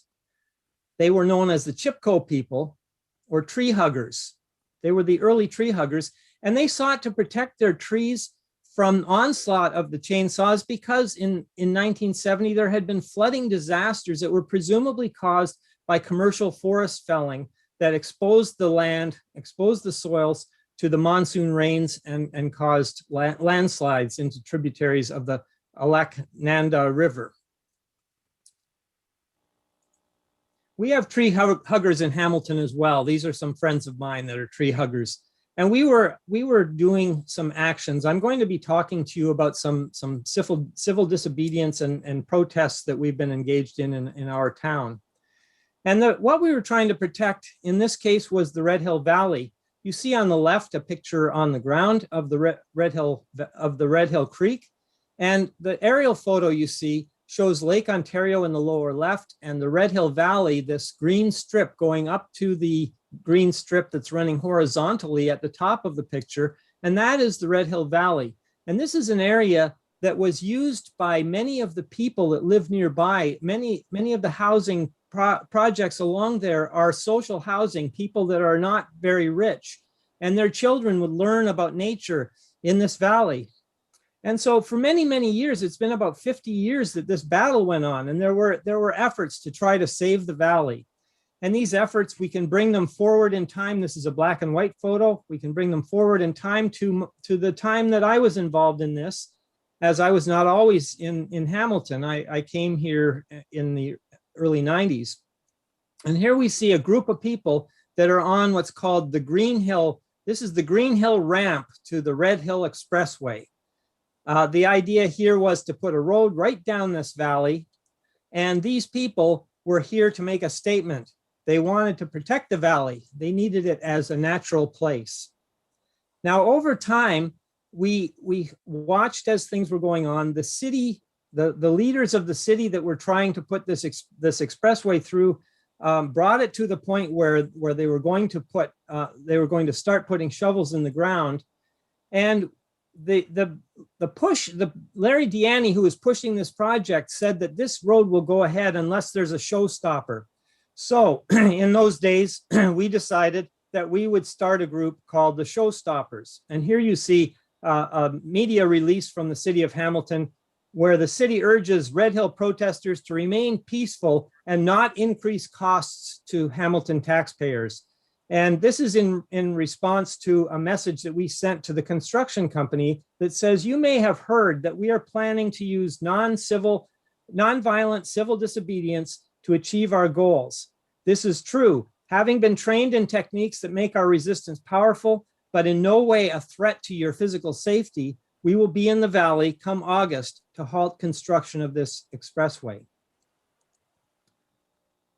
We started a camp in that place that you saw all those people assembled. We called it Camp at the Ramp, and this was a Showstoppers event. And in that camp, we set up our tents. We would sleep there overnight. We would have consensus meetings where we discussed issues and just made decisions on a consensus basis. Eventually, we were served an injunction, and that injunction was held by 6 of us. Here's a picture of five of the 6 of the Doe family that went to court over this injunction.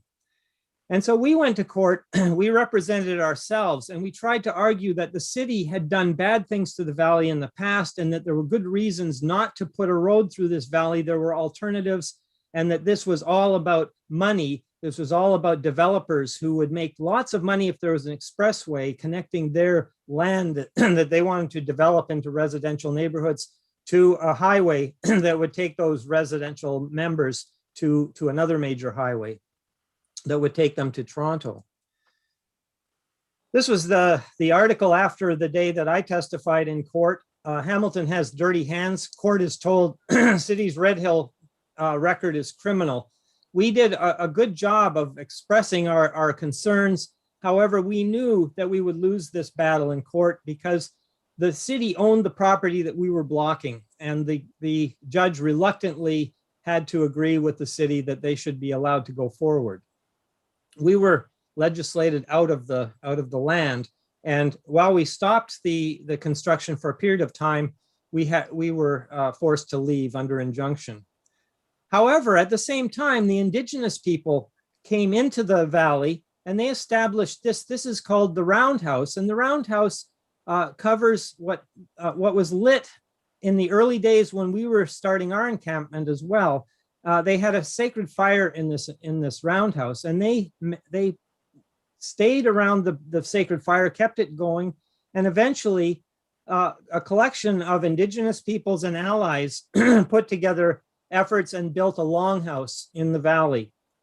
And this longhouse effectively delayed construction of this valley for about 6 months. We were hoping that the next election would turn over the council and would allow them, excuse me, to return their efforts to what they had agreed to long ago to protect the valley from construction. Unfortunately, we did not win that enough of a change in the membership of the council, and we lost our fight. And so ultimately, what we were trying to save, the Red Hill Valley, became the Red Hill Parkway, where trees and beautiful streams were replaced by a road. So that was a very hard loss for us, but it put together a bunch of people that became friends and were good environmentalists, and we carried on into the future, into another battle that's a much more profound battle in some ways, and that is the battle about climate change. And here I'm jumping back to India. Here's a glacier in the Himalayas, or the Himalayas, I guess is the more proper pronunciation. And during studies, there was the discovery that these glaciers were melting at a rapid rate. There were warnings about human impacts, and these warnings were by the Chipko peoples, the tree huggers, and by researchers studying these glaciers. And as you all know, the result of this warming in part caused a landslide that broke a glacier that resulted in this flooding near, and it happened, as was mentioned, near the village, Rainai village of the Chipko people, and caused massive floodings along the Alaknanda River. I'm not up to date on the most recent numbers, but I understand that over 50 people died and there were 150 or so that are missing as a result of this catastrophe. So we have a climate emergency, and some of you may know our Prime Minister. He came to India and received some negative feedback about his appropriation, cultural appropriation while he was here. But he has been given accolades in the past as a climate champion, particularly in the Paris Accords, as he was arguing for changing from the 2-degree to the 1.5 degree as the limit for global warming that we should be accepting. However, he also made this statement in a speech. I don't remember whether it was before or after the Paris Accord, but he's accredited with this comment: no country would find 173 billion barrels of oil in the ground and just leave them. He was referring to oil sands oil, which is very, very dirty oil. And this is something that is contributing to our global warming in a big way. Now, the people that were involved in Red Hill, some of us, many of us, transitioned into a group called Hamilton 350 Committee. And part of our mandate was to educate people. Here we see a little station that we had during one of the events. And we found that over time, through protests and educational events and global events and global efforts, that eventually the people that used to scorn us at our protests and claim that there was no such thing as global warming and so on, those people started to diminish in numbers. They started to recognize that this was real, but we needed more action. So one of our actions was to establish this group. This was a number of different groups that came together. This is at a pumping station, Enbridge bitumen, like a tar sands pumping station. And we took over that pumping station. We held it for a period of about a week. And we prevented them from changing a valve that was going to allow them to convert the pumping station from pumping sweet oil from the Middle East to pumping bitumen, pumping tar sands oil. During this period of time, here you see the encampment. You can see tents in the distance. This picture was taken from the roadway, and the actual facility is at the end of the road where you see the fence. And we encamped this area, and eventually the police came with an injunction and arrested people that had stayed behind. 5 people stayed behind, deliberately chaining themselves to the fence at the back. And a number of people stayed on as security to protect those people from locals who appeared to be violent. And so among those people that were protecting those protesters was my daughter.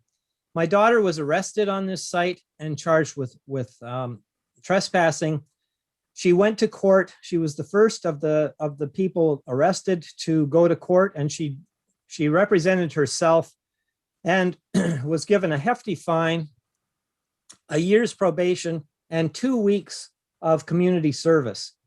Her 2 weeks of community service was spent building this paper mache blue elephant that you see in the back of this picture.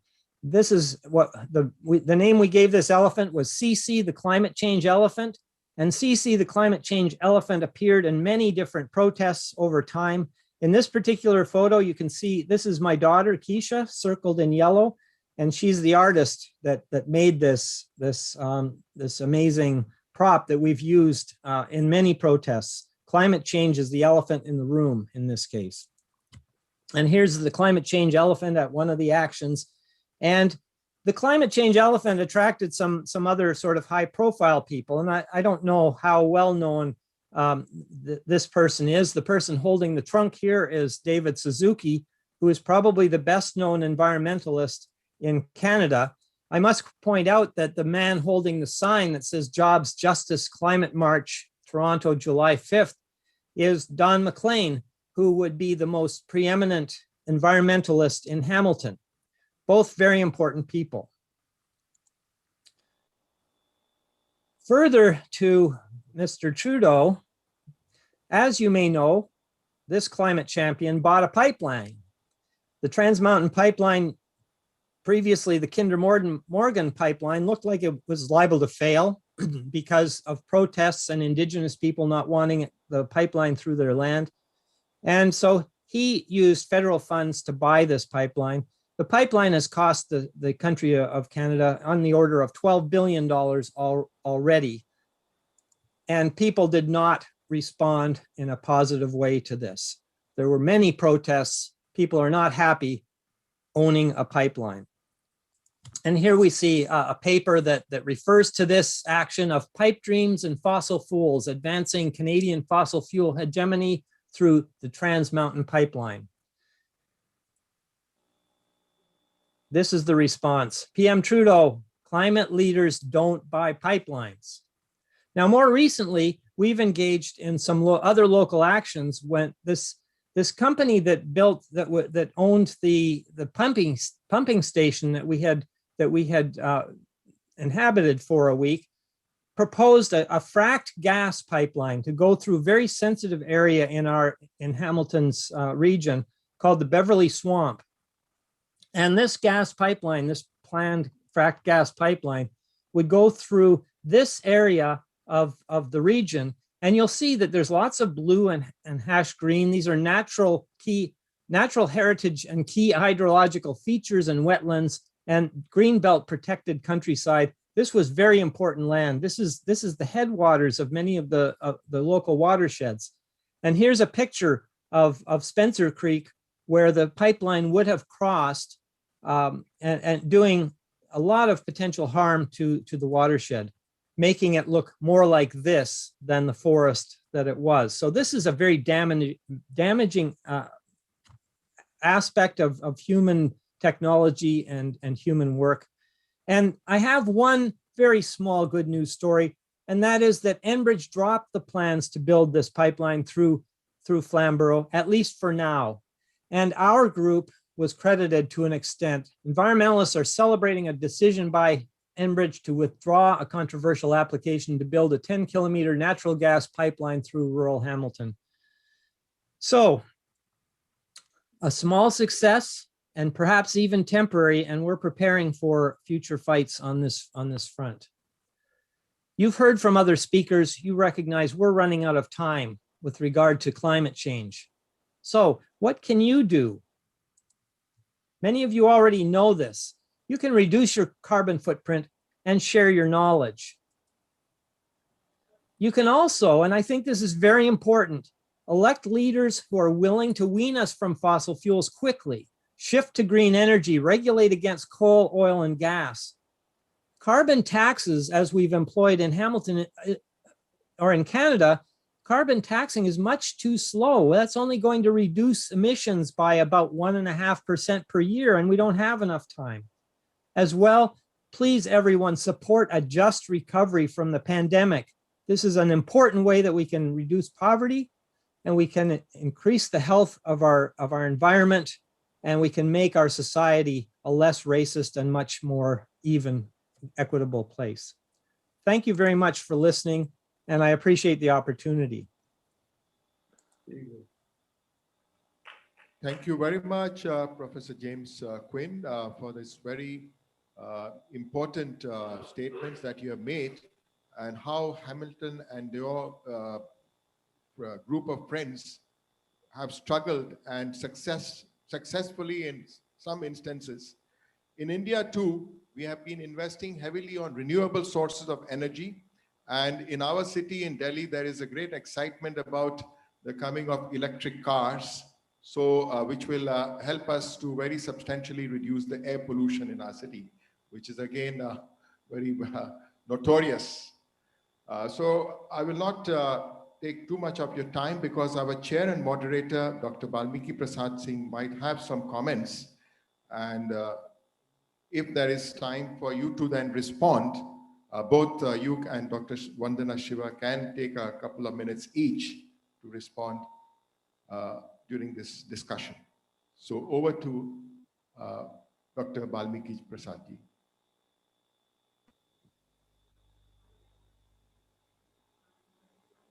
You're muted right now. You will unmute yourself. Yes, please unmute. Yeah. Yeah, I've done that. You know, I'm so happy to hear about the Hamilton's story. And I was wondering, there was a similar problem, but that was long back in Sikkim, you know, where I was governor. And Bhutias, Tamangs, and Lepchas were the three main tribes in that part of the world: Tibet, Sikkim, Bhutan, as you know, Arunachal Pradesh. And they used to come here, go there. Bhutan, Sikkim was developed, so they all came to capture land there, because we had a monarchy or semblance of monarchy. So these three tribes sat together. And then there was a problem that if we violate, what we will do? Monarchy was just conceived and something of that was taking place. So they took Kanchenjunga. I have that painting behind me. And the three tribes agreed that Mount Kanchenjunga is our presiding deity. If we have a problem, If we don't trust each other, quarrel, we will refer to them. And there, all these things were there. How to protect nature, how to distribute food. And all thing was agreed. And from generation to generation, it was followed. Today, this is called, improvised, called a Statue of Unity. And it is celebrated so that we do not incur the wrath of Mount Kanchenjunga, which is a god to them. What I was interested in knowing, and Vandanaji is here, Chipko movement also you mentioned, that how from time to time are we through interfaith dialogue or compassionate dialogue, create new ideas and new methods. You mentioned about, Vandanaji mentioned about Dr. Karan Singh and me taking interest in farmers' strike. These problems have occurred in the past, in history, not particularly about farmers, but about other problems in Bengal, Bihar, Assam, of a different type. I don't know every part of India's history so well, but whatever I know, and they have been solved. They have been solved. But this is something which is worth taking up. And this dialogue on environment, thank you, Vandanaji, whom we always talk about with each other, and Professor Quinn. It will be possible for us to raise it to the international community of leaders, so that some of these things which are innovative by the common people, by ordinary people, because they have solved the problem and we have created the problem. We have created the problem. So this paradox is there. And Temple of Understanding Foundation, both globally and in India, can take up such a responsibility, going beyond interfaith, going within the narrow confines of the faith movement. But the faith movement itself can take that problem, because secular and this kind of divine, they must intermingle and give us the guideline. Vandanaji, would you like to add something? All I'll say is, you talked about innovation. And after the collapse of the climate summit in Copenhagen, Yes. Evo Morales, the president of Bolivia, took the initiative. And we started to draft a draft declaration on the rights of Mother Earth. And Yes. this declaration has created a movement. And now people all over from New Zealand to the First Nations are basically recognizing not only the sacredness of Earth systems, but creating laws, sometimes written into national law. Even, there was a not very sophisticated judgment, but about the Ganga having personhood. We know Ma Ganga has personhood, a court doesn't have to assign it, but a Waikiki River. So I think as people realize that the old colonial laws are failing to address the problems that that system has created, people are turning both to ancient wisdom and new innovation with that learning to create new systems. And in my understanding, when the farmers say, "Hum Bharat ki zameen aur zameer ke liye lad rahe hain," we are fighting for the soul and soil of India, we need to listen a little more carefully. That it's not just about a price debate. It's a deeper debate. What will be the future of care for the land? What will be the future of climate change? What will be the solutions? And what will be the fate of biodiversity?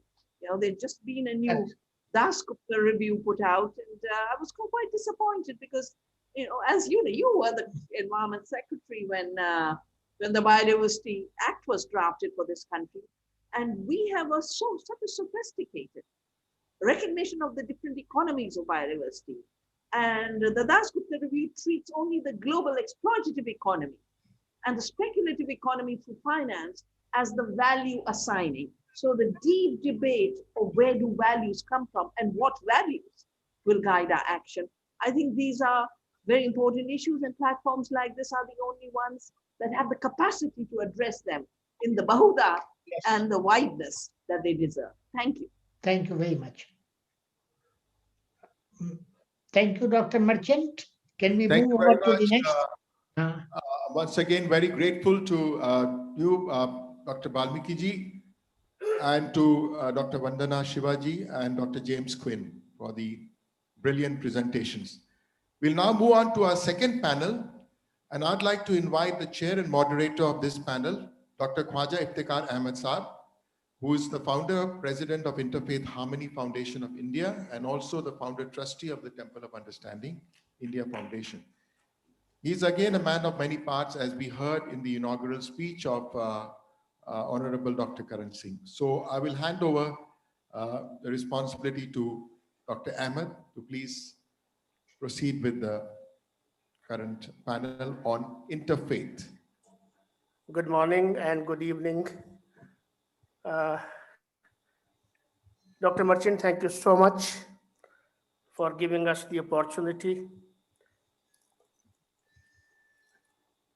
You know, this is a 1 hour session, and I assure my audience that we are going to keep it absolutely confined to 1 hour. And for that, you will see me that I will not move an inch before the mandate time given to me.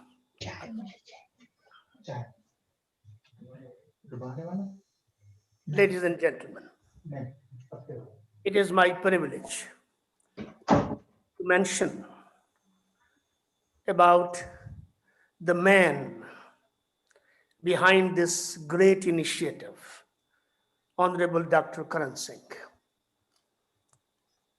Dr. Karan Singh, for me, is like a master, is like a guru, is like a perfect living example of Gandhi and Vivekananda. So by paying my tribute to him, and it is because of him that I stand here and I have the opportunity to speak my mind on a very, very relevant subject, that is interfaith harmony. Something which perhaps to my mind, and perhaps you may agree with me, that this has to be the cup of tea, and this has to be the agenda of every single human soul that lives on this planet Earth. Let me start on a very positive note, because the moment when we talk about religion, the moment we talk about interfaith harmony, religion automatically becomes an integral part of it. So let me come out with a very positive quote on religion. All the beautiful flowers of laudable virtues are grown in the gardens of religion, as are the most illustrious fruits of the tree of creation, such as prophets, saints, Sufis, and scholars of high achievement. Ladies and gentlemen, this is a session on, as you know, on interfaith harmony. Let me start with this specifically to start the panel discussion. I speak from the capital city of India. India is the land that honors diversity. India is a land that celebrates diversity. Our first pride as nation, as one single solid community of 130 crores people, is that we live in an atmosphere which is filled with unity in diversity. In the age of economics and technology, unfortunately, the human being is now treated not as human being, but is treated as a consumer. as a buyer, as a seller, as a marketeer, as a distributor, as an advertiser, and so on and so forth. Where is the human being gone? Where are the feelings gone? Where are the sentiments gone? Where are the common concerns gone? Where is the misery gone? Where is the concern for the conflict resolution gone? Where is the concept of neighborhood gone? Where is the enmity gone? Why enmity between people? And on what ground, on what basis?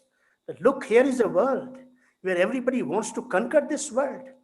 Where are the people who wants to conquer the heart, the minds? Where are those people? And those people are few, and they dedicate their lives for the promotion of interfaith harmony, interfaith dialogue, for togetherness, for unity, and for living together. The human civilization for thousands and thousands of years living together, but is also fighting together. That is also a fact. I am not saying that there are no differences. I'm not saying that there are no conflicts. I'm not saying that everything is fine, everything is good. I'm not saying that. But I'm definitely saying that goodness is far more prevailing, even in the world of today, than the forces of evil who believe in violence, in perpetuating violence, in promoting violence, or believe in extremism, believe in fanaticism, believe in religious bigotry, or believe in hatred, or believe in terrorism, or believe in killing innocent people in the name of religion. All this, yes, there are forces, there are people, but friends, let us remember that these are few. Even if they are in thousands, even if they are in lakhs, but the world is much larger, much larger.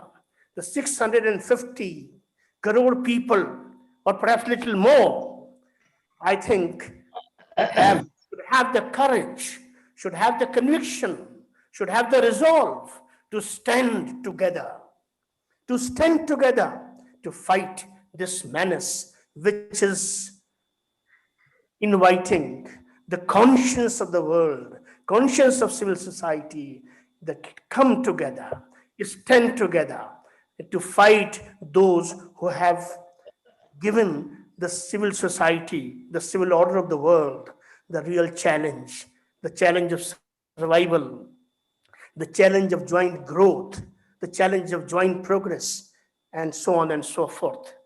So interfaith harmony is one thing where I think the efforts should go, the resources should go, and I am sorry to say that in the world, the amount of resources which are going in producing the worst of technologies for mass destruction of environment, of society, of civilizations, of countries. What is happening?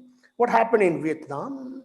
What happened in Gulf? What is happening even now? What happened in Afghanistan? And what happened in various other parts of the world where people are being killed? Now, whose challenge is this? Is it a challenge of few people?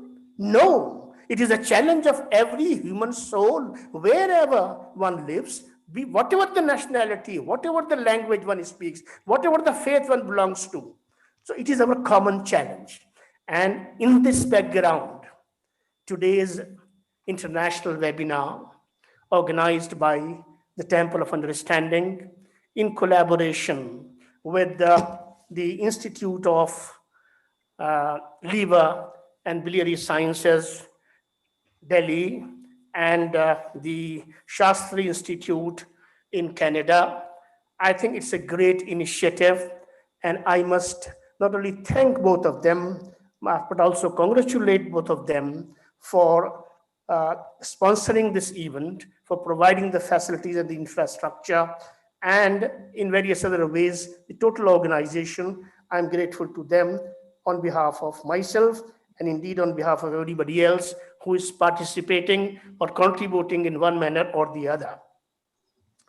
Friends, now let us move to move further. And in that case, I would like to say about religion, very brief things, but something which is important. You know, religion somehow has become a source of divide and divisiveness, whereas it should be a source of unity of mankind. And I represent here as the president of Interfaith Harmony Foundation of India, which is an initiative taken in 2005 on behalf of the Indian Muslims in particular to promote communal harmony, to promote interfaith dialogue, and to promote interfaith harmony. And this foundation was the first under the leadership and patronship of Dr. Karan Singh to hold the first South Asia Interfaith Harmony Conclave in New Delhi. And the former Prime Minister, the Prime Minister at that point of time, Dr. Manmohan Singh, was the chief guest, and we had delegates from all the SAARC countries and including beyond that. Commonalities among religions provide ample ground to stand together to fight the preachers and promoters of violence and extremism.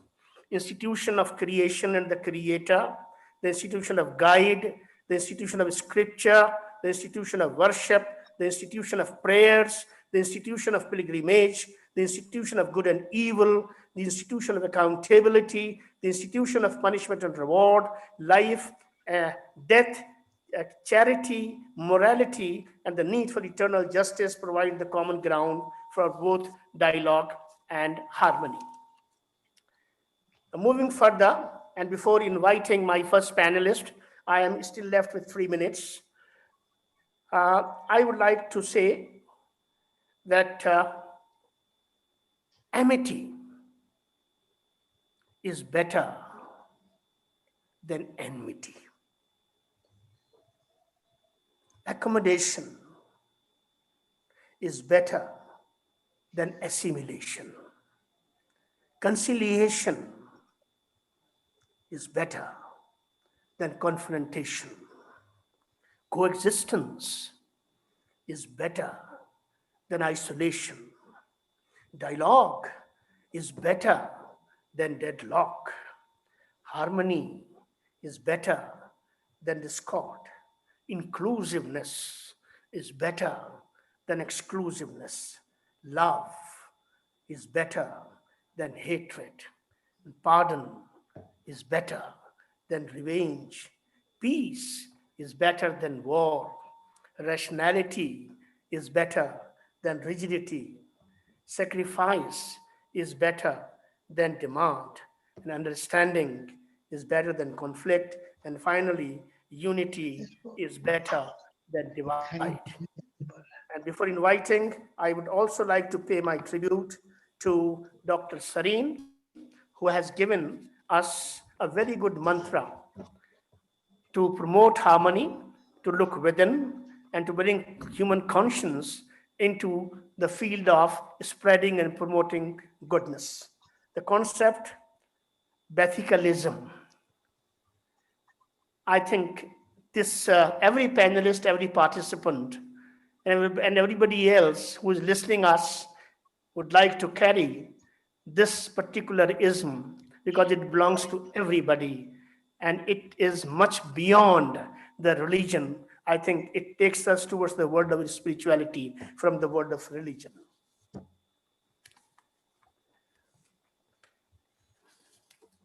It is exactly 15 minutes. I am now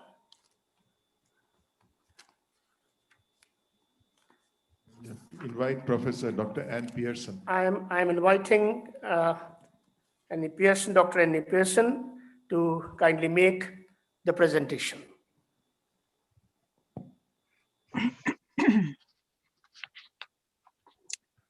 Thank you. Can you hear me?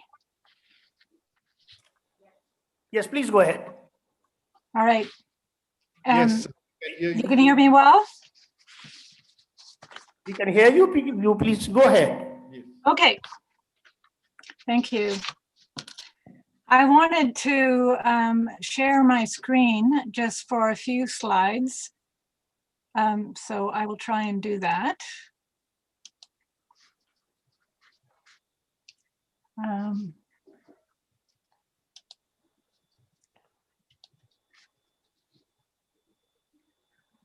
Mm.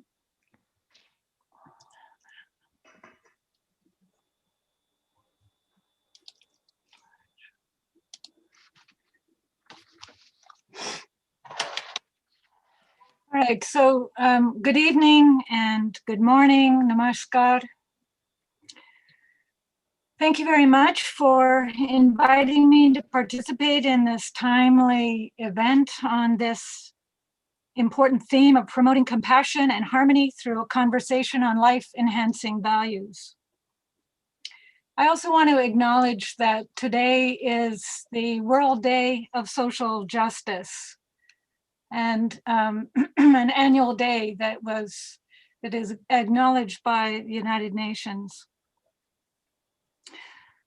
The focus of my remarks will be on the values and principles that informed Mahatma Gandhi's views on religion, especially as they relate to interfaith harmony. Now, violence in the name of religion or violence targeted against people identified with particular religions continues to plague humanity and tarnishes the name of religion. 1/3 of hate crimes in Canada in 2018 were religiously motivated. Similar statistics occur in the United States. In both countries, the victims of these hate crimes are mostly Jews and Muslims. As we all know, the Rohingya Muslims have been horrifically targeted in Myanmar. In other countries, the targets may be Christians or Baha'is or Hindus. Now, Gandhi, a profoundly spiritual man who was proud to identify himself as a Hindu, spent a significant part of his life trying to prevent or stop outbreaks of interreligious violence, often termed communalism in India. He embraced his religious identification because for him, the true purpose of religion was to draw one closer to God. And in practical terms, this meant both moral edification and work for the common good. Religion, we might observe, has served throughout history as the ultimate authority in giving meaning to life. In reaching to the roots of motivation, religion has awakened in people's the capacities to forgive, to sacrifice for the common good, and to discipline the impulses of our baser instincts. It is a unique power in humanity's collective life. But, you know, as we've just heard, this power can be a source of evil as much as it has been a source of good when the banner of religion is used to inflame rather than overcome prejudice. In such cases, its effects can be devastating. Blind forces of sectarian dogmatism, claims to superiority, exclusivity, and so forth, have led to the promotion of harmful attitudes of hatred, prejudice, and acts of extreme violence against those of other faiths. Though violence in the name of religion is certainly not a recent phenomenon, its persistence, if not escalation in different parts of the world, demands a strong response from those of us who are, as Gandhi said, outraged when outrage is committed in the name of religion. Even while other forms of prejudice, such as racism and sexism, are gradually losing ground, religious prejudice continues to flourish. Some years ago, the famous Catholic theologian Hans Kung said, "There can be no peace between the nations until there is peace between the religions. There can be no peace between the religions until there is dialogue between the religions." A statement that Gandhi would have readily agreed with. Well, the good news is that the interfaith movement, which really began in 1893 at the first World Parliament of Religions in Chicago, whose proceedings, as we heard earlier, were opened by the powerfully stirring remarks of Swami Vivekananda. This movement is gaining momentum by the day around the world.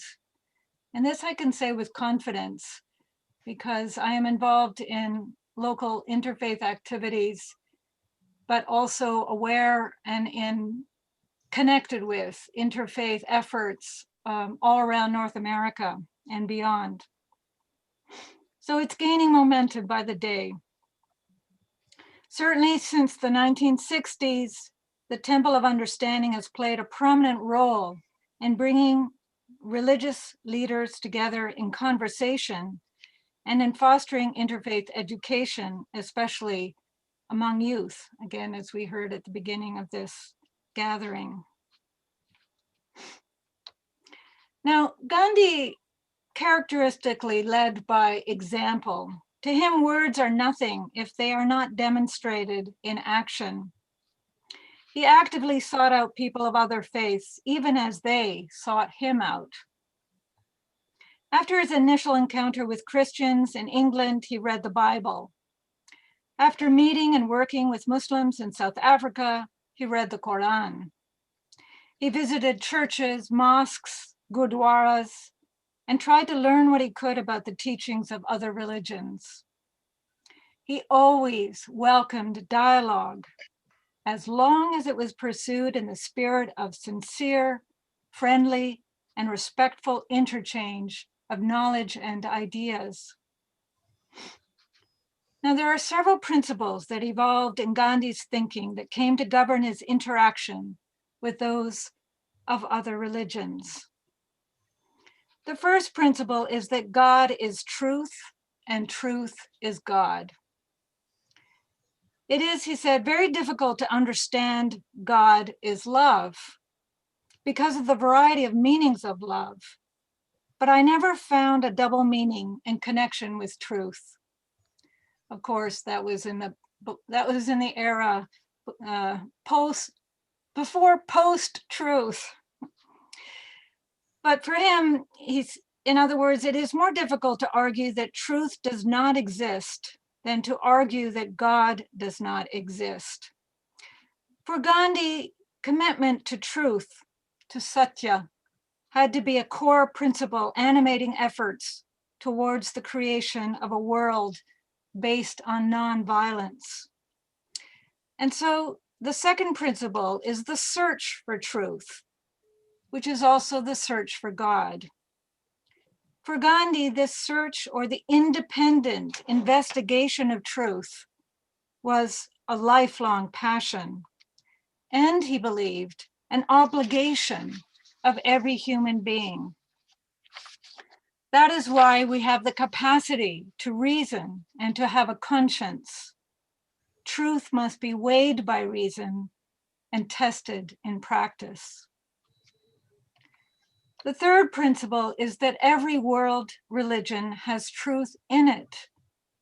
A study of the world's religious scriptures reveals many commonalities in their teachings. For example, all religions teach that we are essentially spiritual beings, that there is a divine intelligence at the heart of the universe, that love is the primary expression of spirituality, love of the divine, love of others.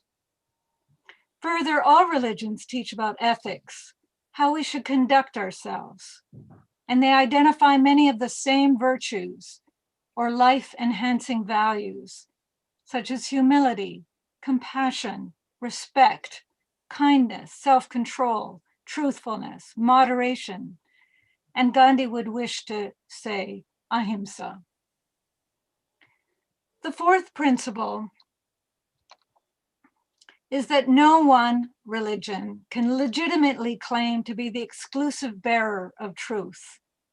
In 1905, Gandhi declared that the time had passed when the followers of one religion could stand and say, ours is the only true religion and all others are false. In another place, he said, God's grace and revelation were not the monopoly of any race or nation. For Gandhi, truth is a reality larger than any one religion, but in which all are ultimately grounded. I believe, he said, in the fundamental truth of all great religions of the world. I believe that they are all God-given, and I believe that they were necessary for the people to whom these religions were revealed. And I believe that if only we could all of us read the scriptures of the different faiths from the standpoint of the followers of those faiths, we should find that they were, at the bottom, all one and were all helpful to one another. At the same time, Gandhi acknowledged that all religions are imperfect because they are transmitted, interpreted, and practiced through imperfect vehicles. Thus, error enters into the religious beliefs and practices of all religions. I came to the conclusion, Gandhi wrote in 1927, that all religions were right, but every one of them was imperfect. Imperfect naturally and necessarily because they were interpreted with our poor intellects, sometimes with our poor hearts, and more often misinterpreted. Religions of our conception thus being imperfect, he explained, it is always subject to a process of evolution and reinterpretation. Progress towards truth, towards God, is possible only because of such evolution. And if all faiths outlined by men are imperfect, he continued, the question of comparative merit does not arise. All faiths constitute a revelation of truth. Reverence for other faiths does not blind us to their faults. We must be keenly alive to the defects of our own faiths also, yet not leave it on that account, but try to overcome those defects, he concluded. In short, our understanding of reality, of truth, is developmental, evolving. And so we as individuals can only ever hold to partial truths, always in need of correction and adjustment. And thus we need always to exercise great humility. The seeker after truth should be humbler than the dust, Gandhi observed. Arrogance and self-righteousness are sure signs of ignorance. Fifth, the study of other religions can deepen one's own faith and lead to having equal regard for all faiths and creeds. I hold that it is the duty of every cultured man or woman to read sympathetically the scriptures of the world, Gandhi wrote in 1927. If we are to respect each other's religions as we would have them to respect our own, he said, a friendly study of the world's religions is a sacred duty. My position, Gandhi concluded in 1936, is that all the great religions are fundamentally equal.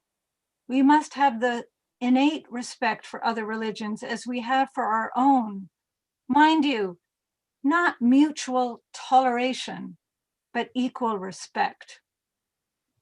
It is through the cultivation of such attitudes and practices, Gandhi seemed to say, that we would be freed to live and work together in greater peace and harmony for the well-being of all. It is in the end a matter of attitude and perception. Do we fight over our little piece of truth? Do we kill and maim and speak words of hatred to others who, as in the story of the blind men and the elephant, describe the elephant by its trunk when we wish to proclaim its leg?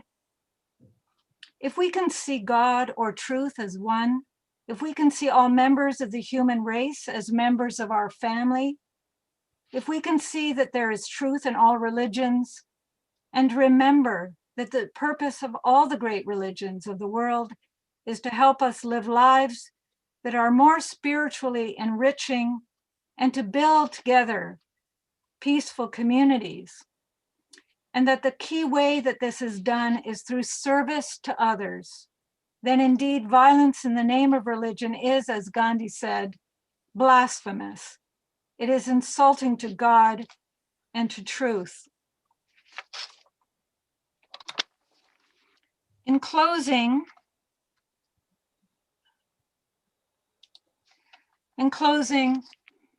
while our legal apparatus to identify and prosecute perpetrators of hate crimes is crucial, Gandhi well understood that legal remedies are not enough. Gandhi said, "I found the nearest approach to truth is through love. The way to transform our attitudes is not through laws or thought alone, but through the active expression of the transformative power of love, not just for those near and dear to us, but extended outward. So dialogue with your neighbors of other faiths, learn from them, do acts of service with them. Share the best with one another, as Gandhi advised. Therein, you build bonds of friendship and trust."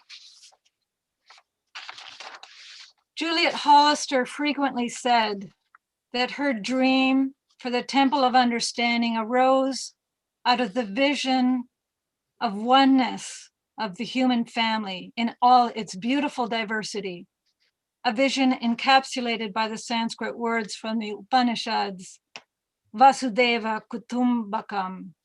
The world is one family, all beings, all people. This is not a utopic ideal. It is a reality. So let us act on it. Thank you. Dr. Annie Pearson, I think you had wanted to show some documentary on the life of Juliet Hollister. And should we screen that for about? Yes, we can go ahead with that. 5-6 minutes. 5 to 6 minutes, please. that was not me that had. It's actually the one by which was sent to us by Miss Alison Van Dyke.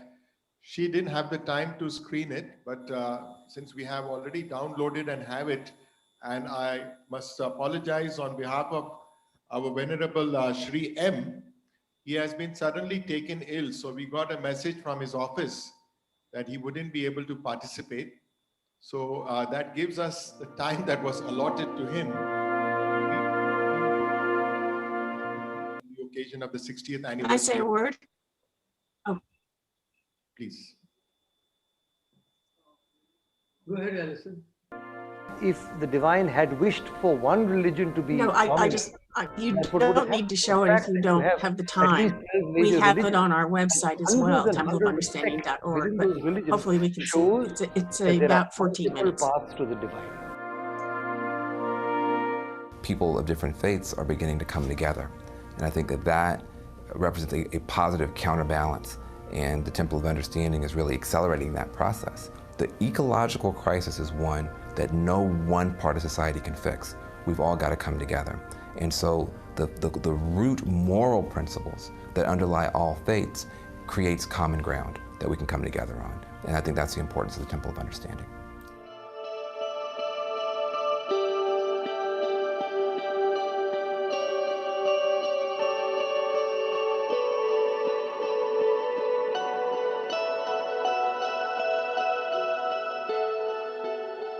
The temple was started by a woman, Juliet Hollister, who followed her profound vision of what the world could use, which is the religions talking to each other.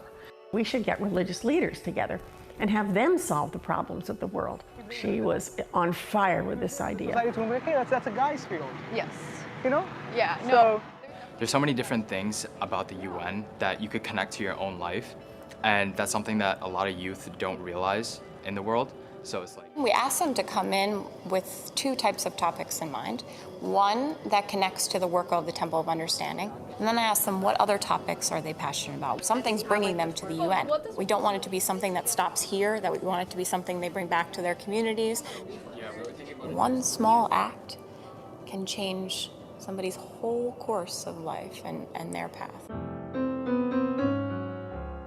Juliet was a Connecticut housewife, and she loved to just say that she was just a housewife.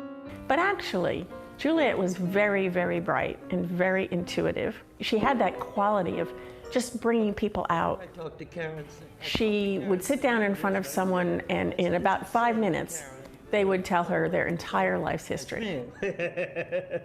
And it made it very easy for her to navigate the interfaith world that she found herself creating. Here's the great Dr. Schweitzer, you know, he has leper colony, he had a mental hospital, he was adored. He took me up to his office, which was just a wonderful room, gorgeous chaos, creative chaos, I would call it. And while he was talking, he opened his desk drawer and he pulled out about a dozen sugar cubes. And he said, well, it's about 12 o'clock. It's the time I always give my aunts lunch. And I thought, he does what? He said, the spirit burns in many flames. One light, many lanterns.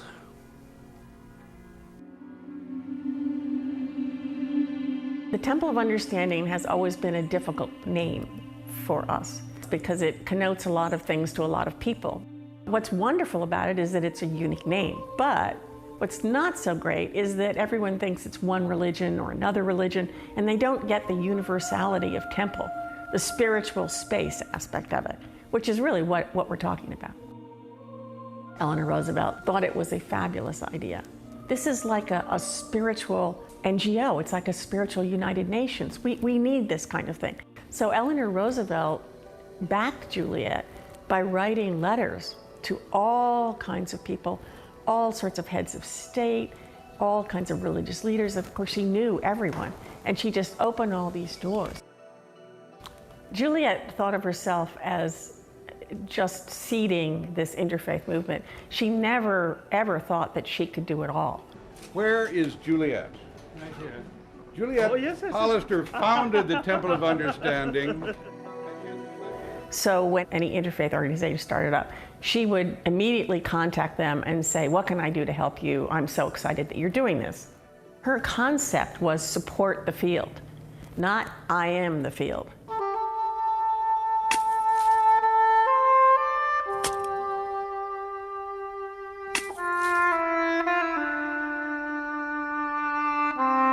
It's a natural segue for the temple to work at the UN to pursue water rights, to pursue healthcare, to pursue sustainable food, and work things out on community basis.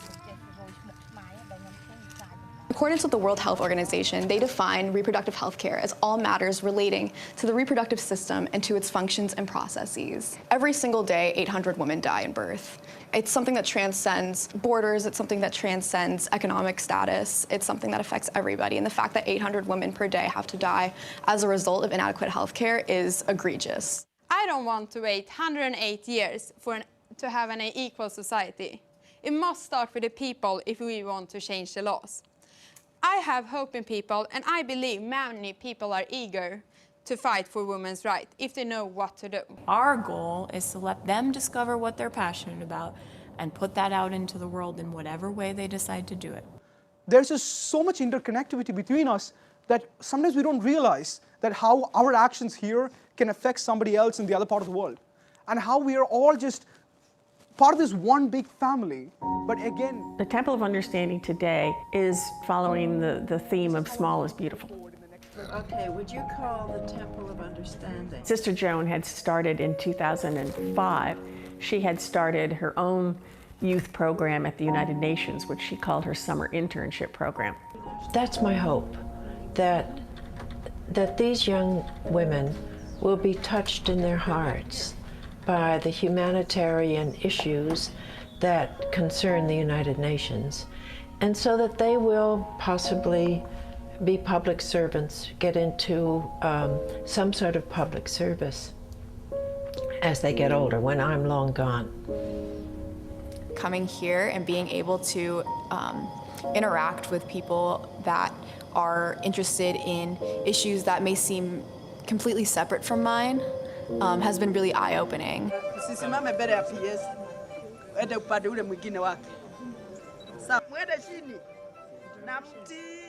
We're not going to achieve the SDGs unless women are part of it.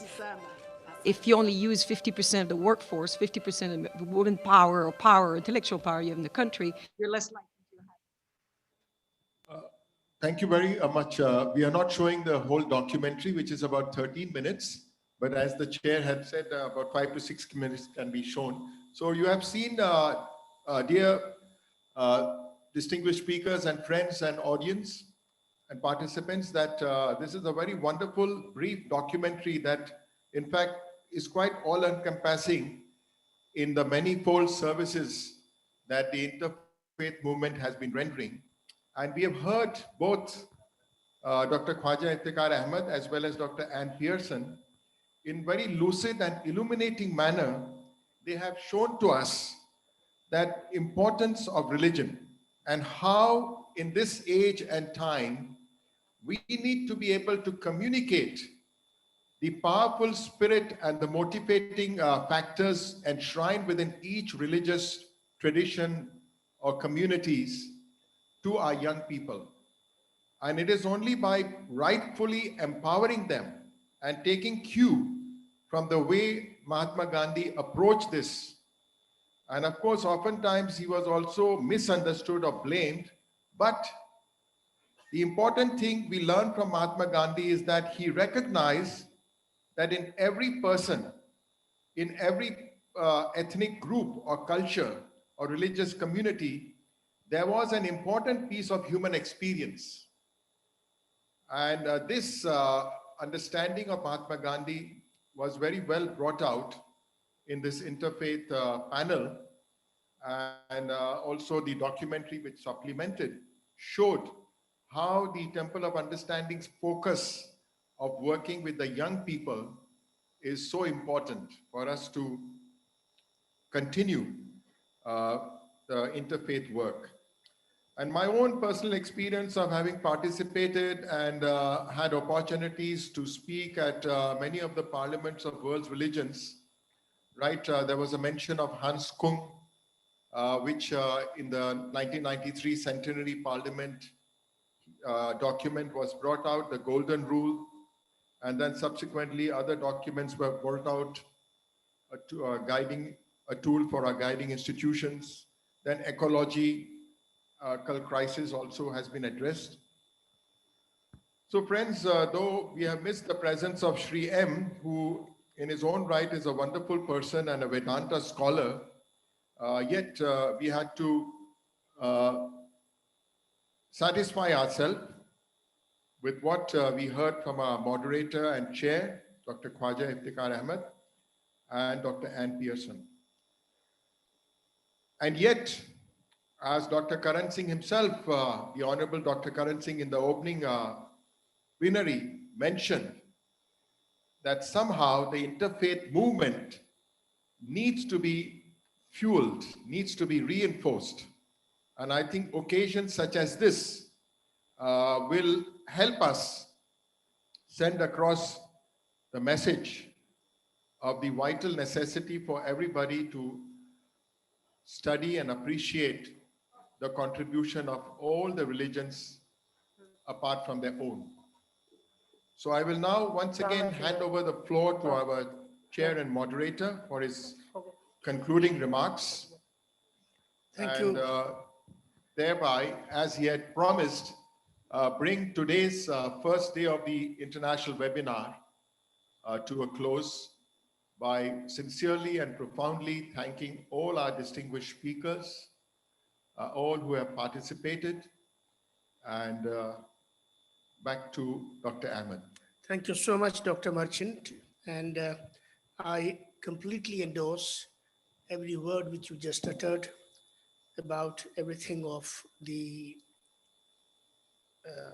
webinar. I'm grateful to Dr. Annie Pearson, Chair of Interfaith Group in Hamilton, member Gandhi Peace Festival Committee, Hamilton, and also to Ellison for screening a documentary on Juliet Hollister, who is the founder of Temple of Understanding. Of course, we missed, it was our misfortune that we could not have Mr. M, who is a great Vedanta scholar, a great warrior of harmony and peace in the country and in the region, perhaps in the world. It was our misfortune.